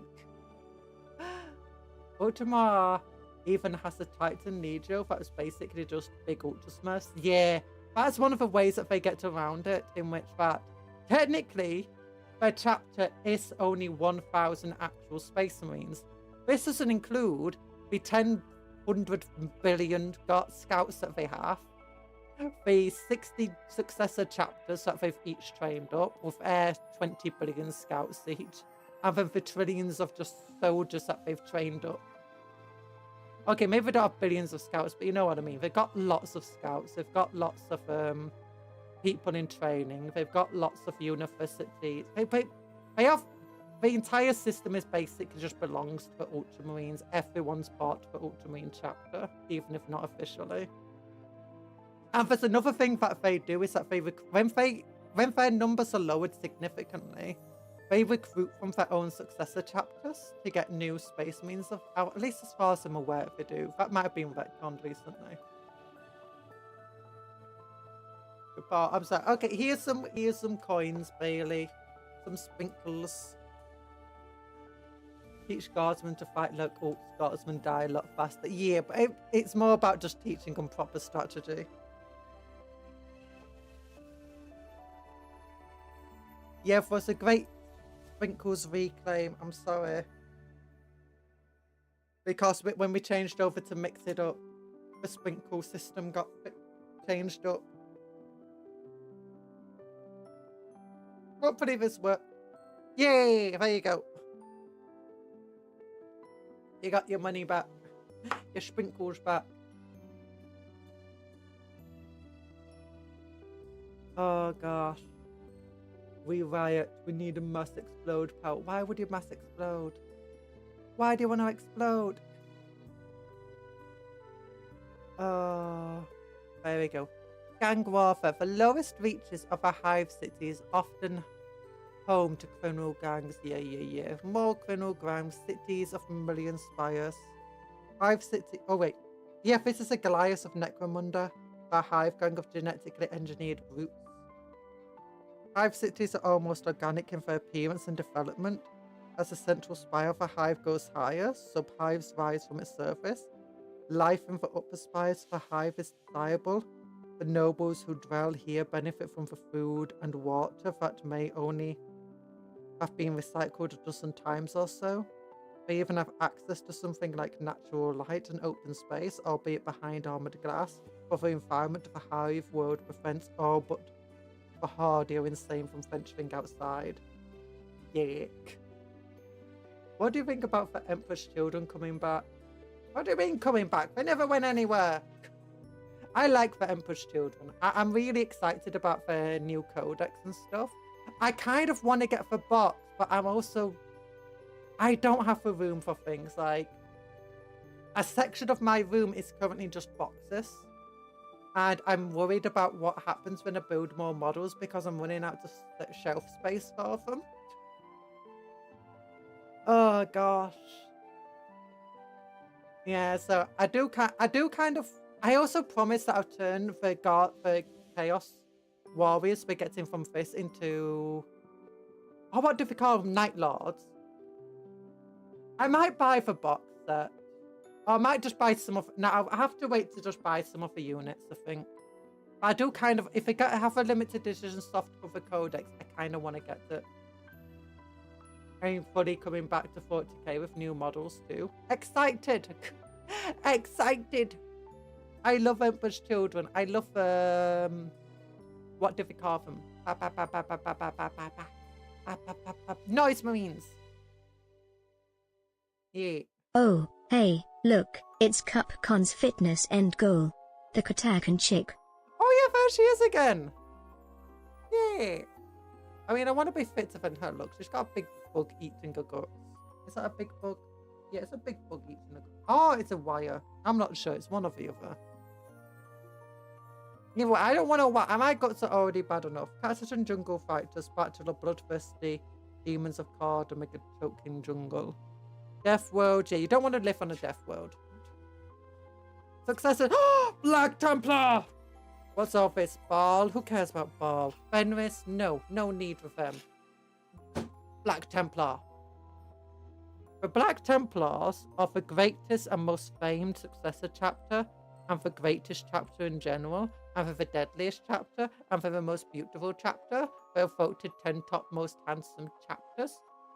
Like, as in they were voted like there was the top 10 most handsome chapters and they got all 10 places on it. And all of that stuff. The Black Templars are the best. It says here, the first founding chapters are weak compared to their successor chapters, such as the Black Templar, who are amazing, and they're created with a gene seed of their predecessors, but it's improved and made better because they're better and better. And look at how cool they are. And look at that weakling next to a Black Templar. She's like, oh no, we're meant to be super powerful monsters, but no, the Black Templar too big and too cool. Look at that symbol. Black Templars and nerds ORKS is best. What? You're calling us nerds? What do you call me? Oh. Oh, lies. Mantis Warriors got for joke. Okay, Mantis Warriors also cool. What does it say here?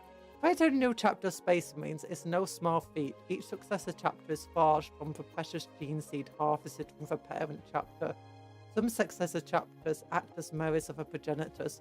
The successors of the Ultramarines, for instance, are often thoughtful tacticians who venerate the Codex Astartes. Other successor chapters have their own interpretations of doctrines, such as the Flesh Tearers, who embrace the bloodlust, but other Blood Angel successors reject. Many successor chapters have unique cultures, totally distinct from their forefathers. From this is a result of centuries of adaptation to unique homeworlds, such as the Dark Krakens, who dwell among the storm-racked oceans of planet Lactis. I think they're a salamander successor. Others bear the marks of gene modification, result of tech. Oh, salamanders might be getting their own codex. I'm not sure what this means because so far everyone who has their own codex is non-compliant with the Codex Astartes, such as Black Templars, Space Wolves, and Dark Angels. So this might mean that the salamanders are no longer going to be compliant. It might even mean that Falcon might return. Oh. Salamander copium.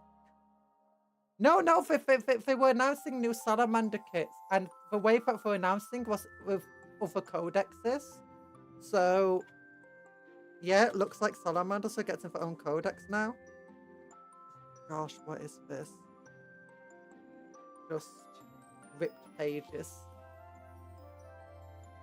Black Templars. The Black Templars venerate the Emperor with unmatched zeal. Their Crusade fleet, stark for stars, always hunting for mutants. And oh, Silver Templars, that's the one that this it told us. Do you know our stories are always about the Silver Templars, the ones where it's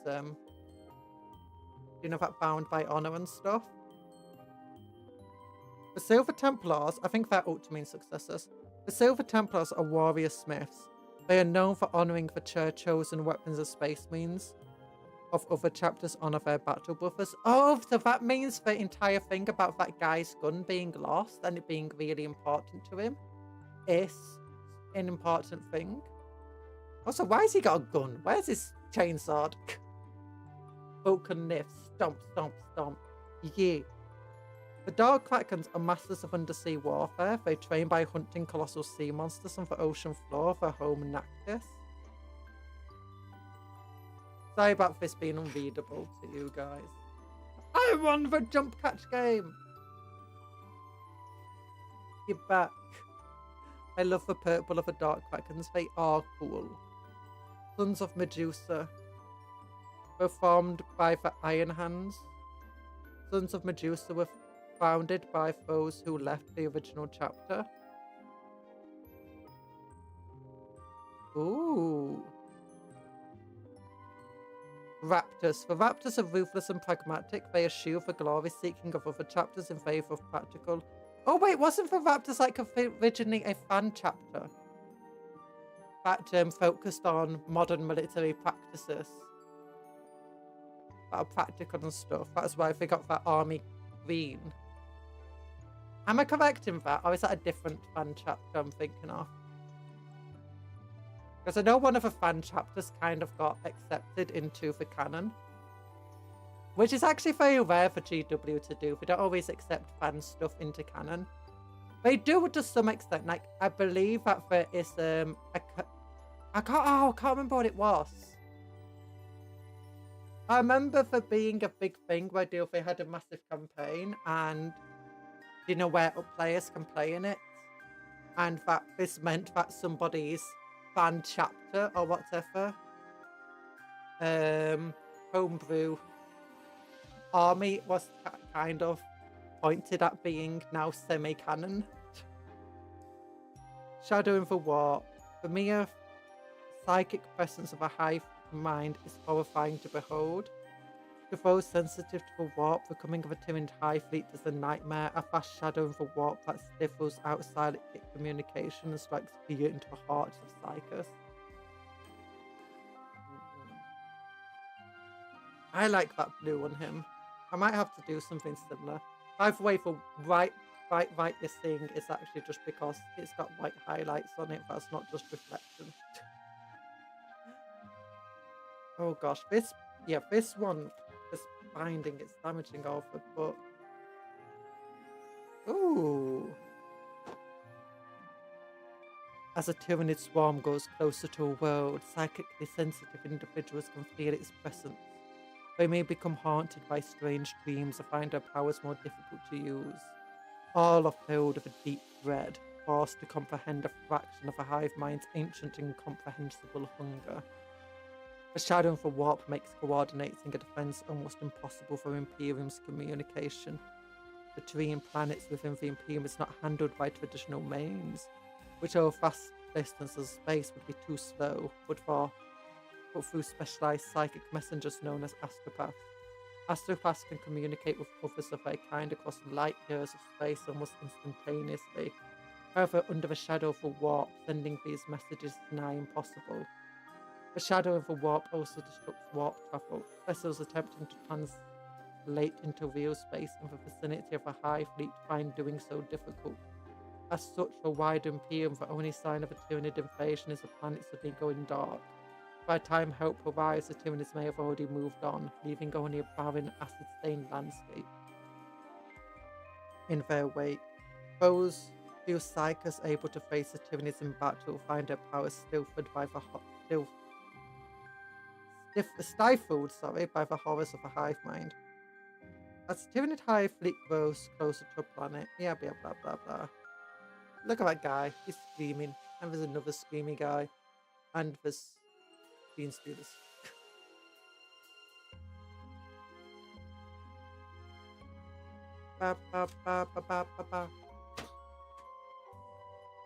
Having another scenario and sculpting horrors and stuff here. Oh, look at that purple dude. See what happens if they get about the shadow is that since human souls are innately tethered to what, normal people even feel the sense of dread and the degree of melee. Yeah. Malay.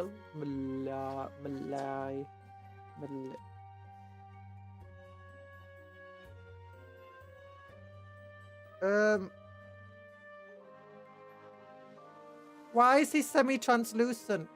His wings are semi-translucent. Why can't I get a model with semi-translucent wings? Is that just because it's being photoshopped in badly? It looks like it just got photoshopped in. And they didn't do it great. Either that, they don't actually have a model that's just semi-translucent. I do like these things if they're not actually using fully painted models. And instead they're using, you know, just single coat of paint models. Or, you know, undercoated in a specific colour. Because that's just like saying, hey, you don't need to paint for models to play. Which I think is a very true thing. Oh, yeah. We need not to understand the alien. We need only destroy it. And next time we'll be getting Parasites of Mortrex, a chaplain on bike, and 2 other things. I don't know what. This might actually be the last stuff that the stuff that we get for these guys. Because what we got 5 Terminators, 5 Infernus Marines, a Librarian, a Captain. Did we get Stone Guard? No, we didn't get Stone Guard. I think we definitely got all the Tyranids now that it said we'll get, other than these 2. I think these might be the last ones we get from it. We also got a Sergeant. An Infernus Sergeant. Yeah.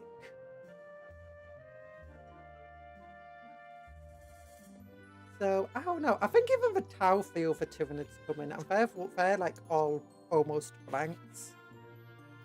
I wonder how I don't know how blanks react to Tyranids, or more accurately, how Tyranids react to blanks. Like, I know that the blanks make Psychers very uncomfortable and can just kill them sometimes with their presence. So I wonder if that, like, disrupts the shadowing for war. Or, like, makes all Tyranids uncomfortable, since all Tyranids are psychically linked. Here we go. Yeah, we got another one of these bad boys today. Oh, God. I'm gonna have to look for Combat Patrol. I need to still build the rest of these. Not that dude. Where is he? This dude. I need to build the rest of these dudes. Because we got 10 of them for that kill team set. I've only built 1. Combat Patrol. Magazine.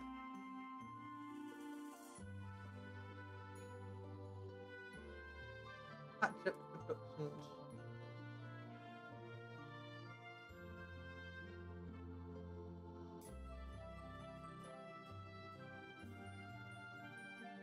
Oh yeah, it's the Eldar next. So next time we're going to get a Farseer and 2 new paint. A white and a brown paint. You can actually buy for individual things on the websites now. Individual magazines.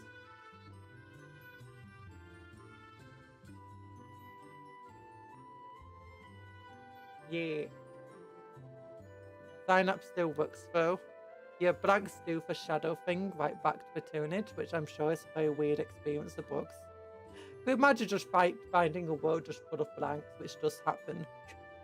And the Tyranids just go, oh nope, I'm noping out of here. I don't want to be here. Sign up still works though. Oh, okay.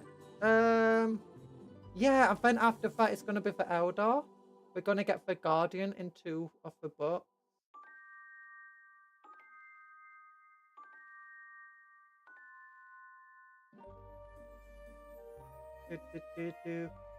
Yeah, I don't know if it's available outside where it's available now. Let me look where it's available.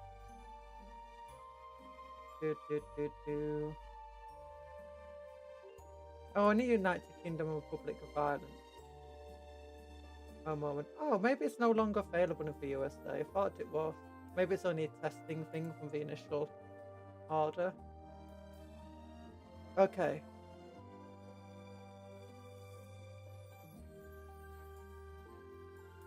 Silver Templars. Okay, so what have we gotten so far? Can I open this image in a new tab? Yes, there we go. And then I can open it on... There we go! Okay, it's actually the same thing. Picture not to scale. Roll. So far, yeah, we did get those 3 guys. We got these 5 Barbagons, the 3 Von Ryan Lictors. We got him, we got this today. We got the last of these guys today. And we got them. We get the chaplain next time. And we got all of those dudes. Yeah, we didn't get much Space Marines. But next time, it's actually... I thought the Eldar would be the last one, but no, it's the Eldar next. And the premium version of the subscription...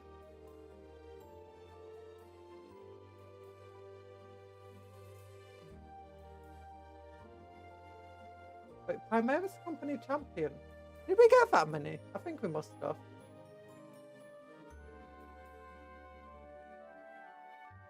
And did we get a mug? I don't remember the mug.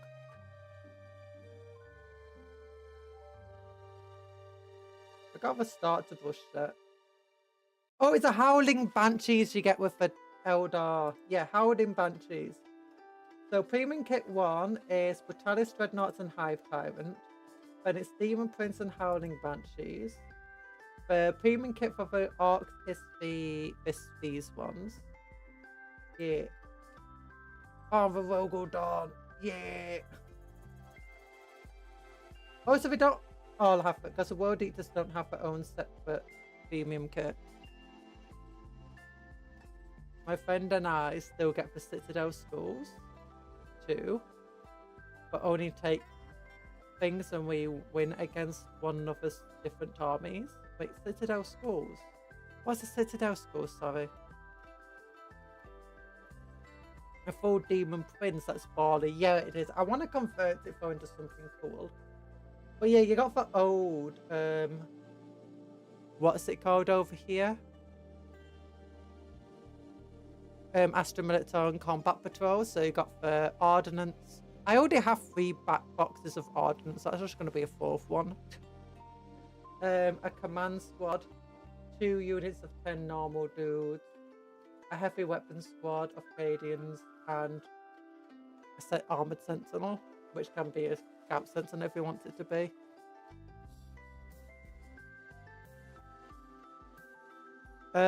Leagues of Photon is here. It's just for Combat Patrol again with some other stuff in. Can't remember which part's not part of the Combat Patrol normally. It's basically the entire range is here. Orcs, you get loads of stuff. You get 2 units of 10 boys. A War Boss. Dreadnought. Obviously you get for 3 kill cans. Oh no, you don't get for vehicles of the Leagues of Photons. You get a buggy and some Death Copters. Those are still the same Death Copters some years ago. But they always broke. The propeller blades always broke for me when I had them. The Gene Stealer one looks really cool. Like you get your 5 Abundance, your 5 Neophytes, I think they're called. You get loads of dudes here. It's cool. You even get their big vehicle. The Chaos one is here. So the Chaos one is also net with the Eldar. So we'll be getting the Eldar, then we'll be getting Chaos alongside it. And we've been getting... There's the World Eaters. 2 units of 10 Khorne Berserkers. They're weird World Eater Cultist, Personal Juggernaut, 5th Weird Hellbrute thing. Not Hellbrute, whatever it's called. It's a pretty cool set to get. Oh my gosh, the website's on WordPress. Oh, we definitely got him because I was like, what the hell we're doing with him? Oh yeah, that's it. We converted him, didn't we? We converted him. Let me get him.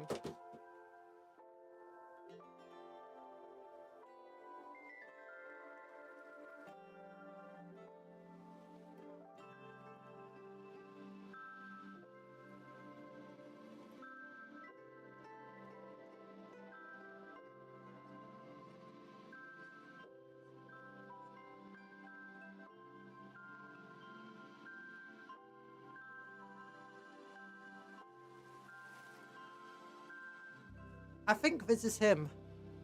Yeah, this is him. Oh gosh. I need to show you. I need to show you.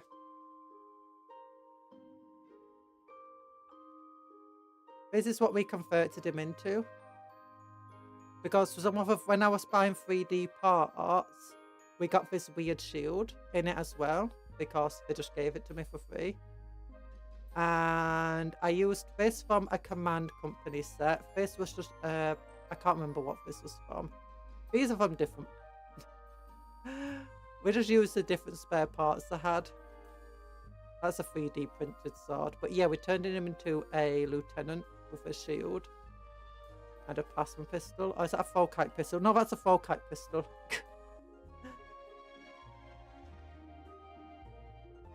Yeah.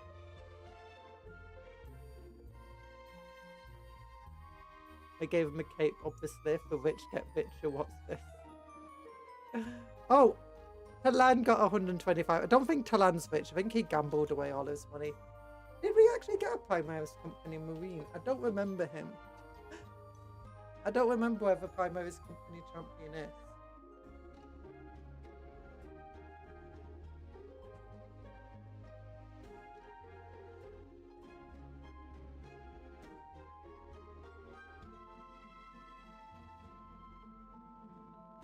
What did we do with him?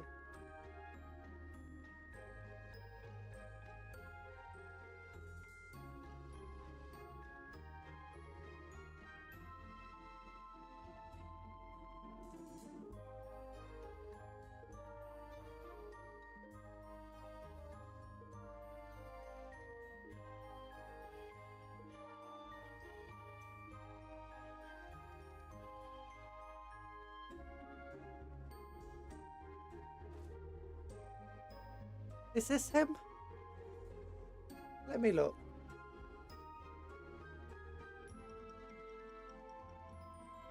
No, that's not him. It's a different base. This is my Emperor's Champion, by the way, that I converted. From Heroes of the Chapter set.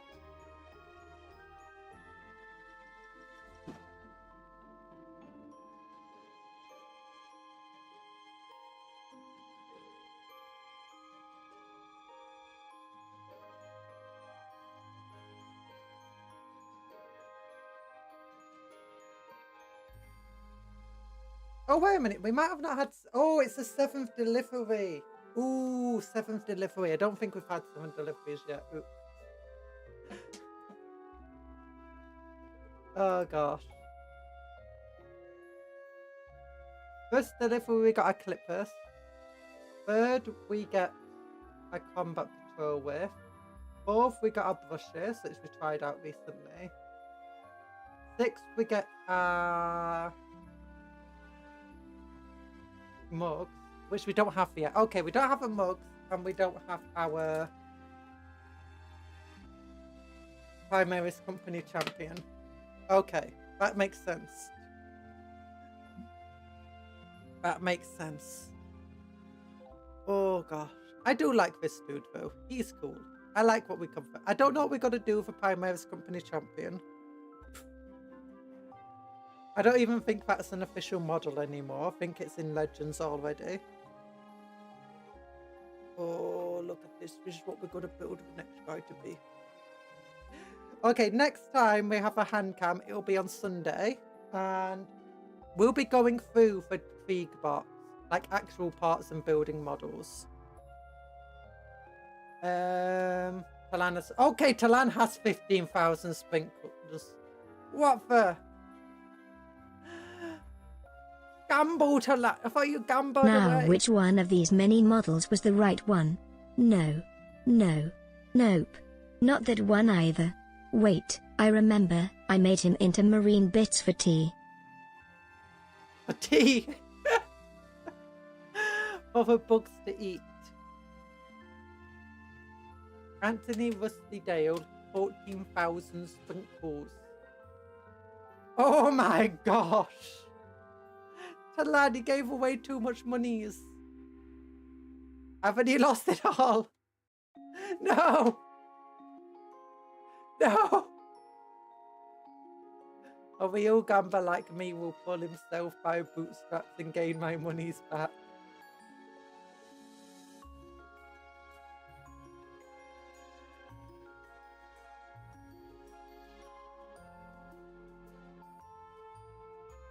Okay,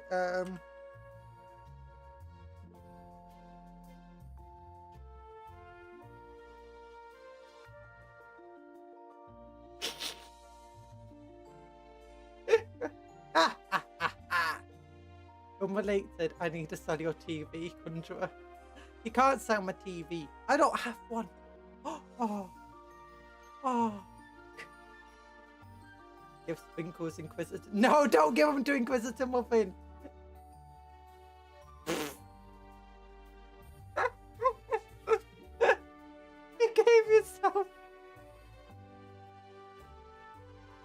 You gave yourself money again. Oh gosh. Inquisitor Muffin just deflected him right back at you. You've got secret technique deflection. He's got secret technique just reflection.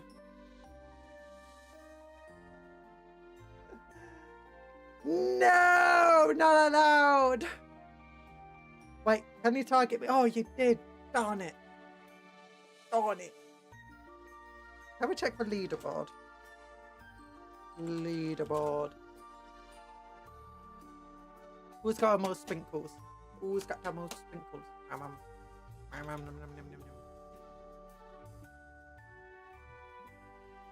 Talk to me. There we go. Top 5 currency number 1. Cupcake Conjuror 55,000. Oh no. Anthony Rusty Dale 41,000. Oh no. Inquisitor Muffin 38,000. Tor 27,000. Tony 24,000. Why do I have 55,000 sprinkles? Why?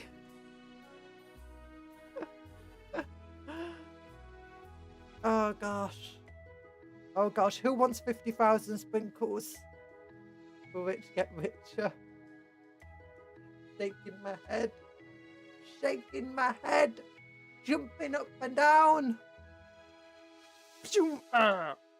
Zoom. Zoom.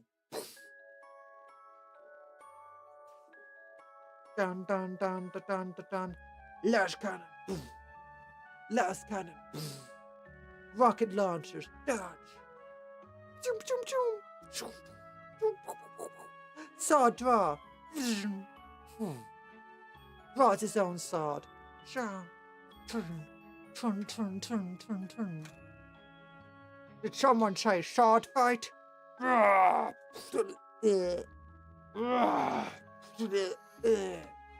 Biggest sword wins. Did someone say biggest sword? What about biggest claw?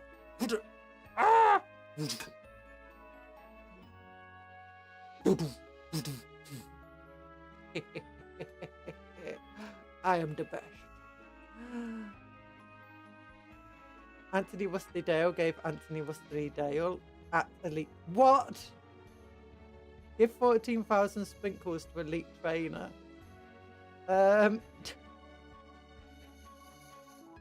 I'm not sure that works. I don't. What? Talan, why did you break it? This is your fault.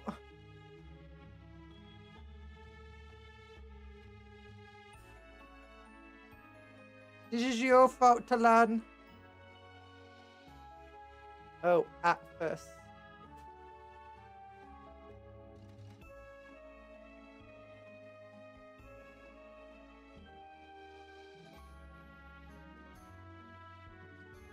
What's this about at first?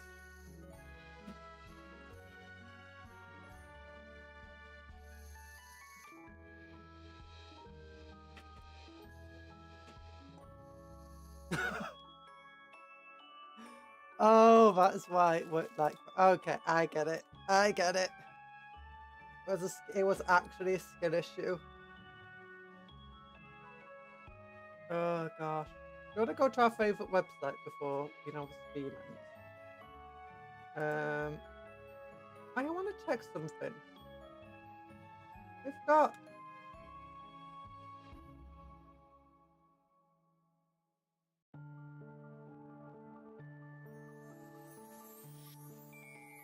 I had something recently.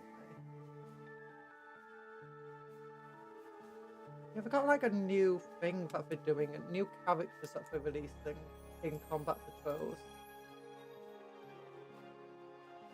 Watch TV ad, how it works. Magazine Go Premium.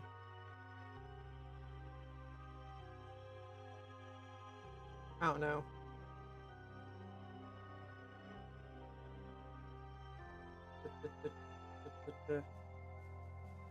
Oh, we've got a Mortal Realms thing as well. This is Mortal Realms magazine. Oh, we got a similar magazine for Age of Sigmar, where you get models and stuff from it. But it seems more expensive and different. It's weird. It's different. I don't like it. Okay, Warhammer.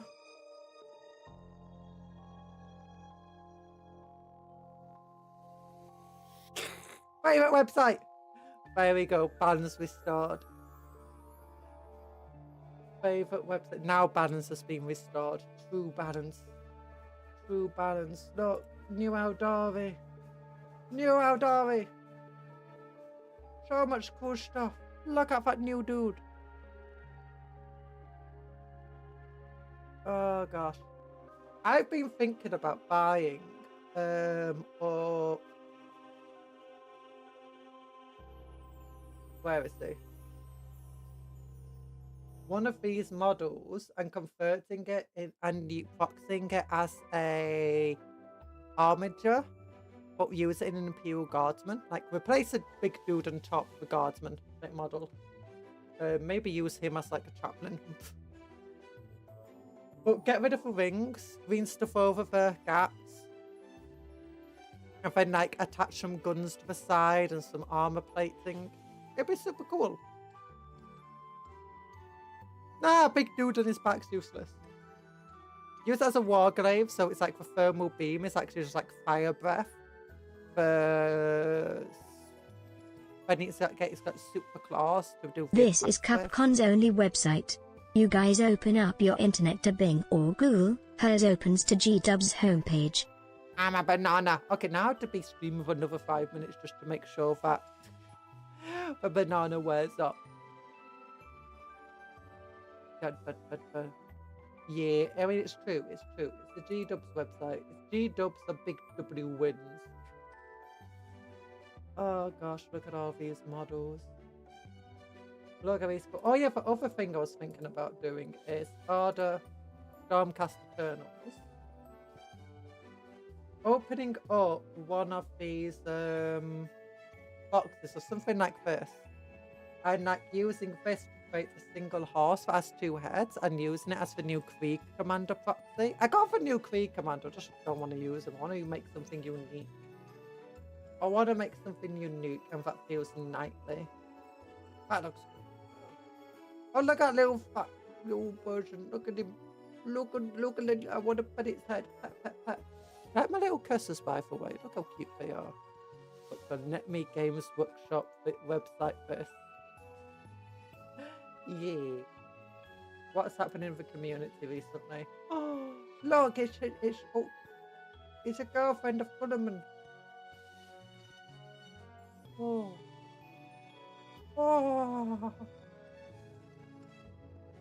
Warhammer Plus. It still amuses me that we got now an official Warhammer. Oh look! Love a new dude! New striking scorpion dude. Half of the outer by half sorry. And not new. Well, that's not new. Look at these. Look at these Phoenix Lords. Oh, look at that. Look at this. Look at them all. Okay, now a lot of these things aren't new. I assume the books scare her. Gilliman's main girl. Gilliman's main grill. Oh gosh. What's this? Rumour engine. 4th of February.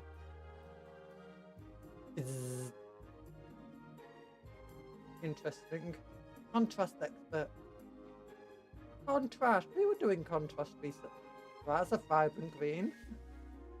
I think that guy floats in the dark. Glows in the dark. He floats in the dark. Oh gosh. I'm a banana. You can't eat me. Ah!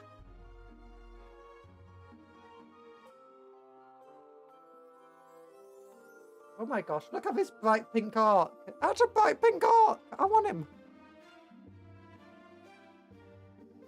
Oh, that guy also floats in the dark. Oh gosh. Oh, look at this thing. That's like the cool neural lictor. Death Leaper. Yeah. Wait, what's this? More pages. Oh, another lictor. A neural. Okay, that neural lictor looks. I don't like that one too much. The green looks. I don't like marzipan. Oh, look at that spider. No Nile! I saw no Nile. It was shade, metal was just as well as no Nile. Lies! Is the second Tyrannid what we're trying to paint? No. No. It's not. The third Tyrannid is kind of what I made.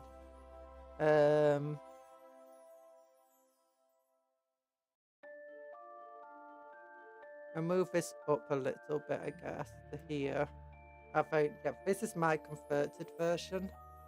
Down here at the bottom of the screen. Hello! Yeah, it was my attempt to make my own version. It's kind of meh by comparison, but it's fine. Look at all those. Look at them. Storm Vermin. You like Storm Vermin, Talan. And that guy also floats in the dark. Or looks like he does. I'm gonna say floats in the dark from now on, rather than glows in the dark. Why is he? That Mr. Lion Man. What's he called? What's Lion Man's name again? Lionel Johnson. Yeah, Lionel Johnson, just like the football-y person. Stop floating in the dark. Never! You can't stop me. Oh, look at them. Look at these. Hello. Oh, look at all these new dudes. They look French, don't they? WW1 French. Well, that's kind of what I'm getting from this blue. Oh, look. Death Mountain. Oh. Oh, big. Big. Oh, look. They was doing the same thing I was planning to do. Of, with Talon. Combining a Talon and Death Corpse pieces to make different Death Riders. Oh, that's cool. Oh, there's a Greek heavy weapon team that uses Acadian rules instead. Or perhaps the other for Catterton rules. That's cool. I'm glad for showing you that you can do different things with them. So I'm guessing these are meant to be Attilan riders anyway.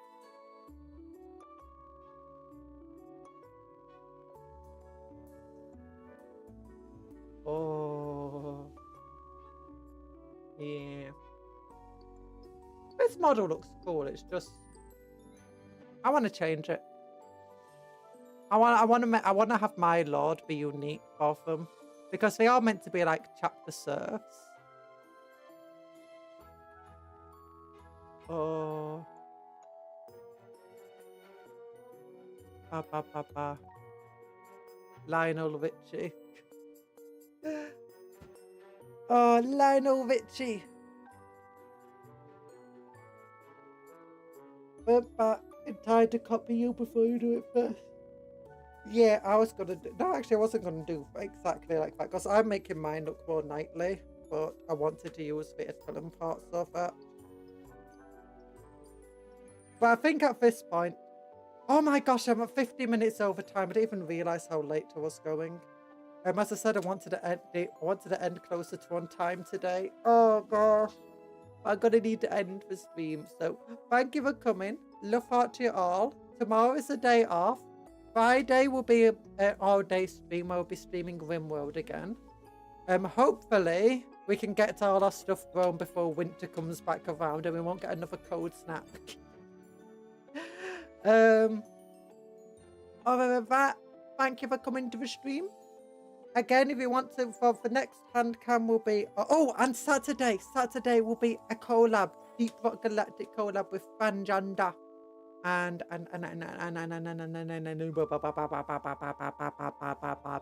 Black Currant Juice. Next Sunday will be this Sunday will be the next time we do a hand cam. We'll be doing the Death Corps of Krieg stuff. Hopefully off stream I can make some of these things just so that they're not going to clutter everywhere. Just thinking, no, stop wasting your stuffs. I'm ending the stream. You trusted us at keeping time. That was your first and last mistake. Oh no, I'm gonna make many more mistakes. Don't worry about it. Probably the same mistake over and over and over and over. Thank you for going. Bye bye. I love you all. Yeah. Nom nom nom nom nom. Nom nom nom nom nom nom nom. The fuck. Oh wait. First I got to do my entire outro, don't I? What's my outro usually? Take care of yourselves, be kind to others, and vice versa. Eat good. Wait, no. Work hard, play harder, eat good food, sleep well, all of that good stuff. Dream of cupcakes, but don't eat them. For friends are not food. Yeah, that's important. Love you all. Bye bye.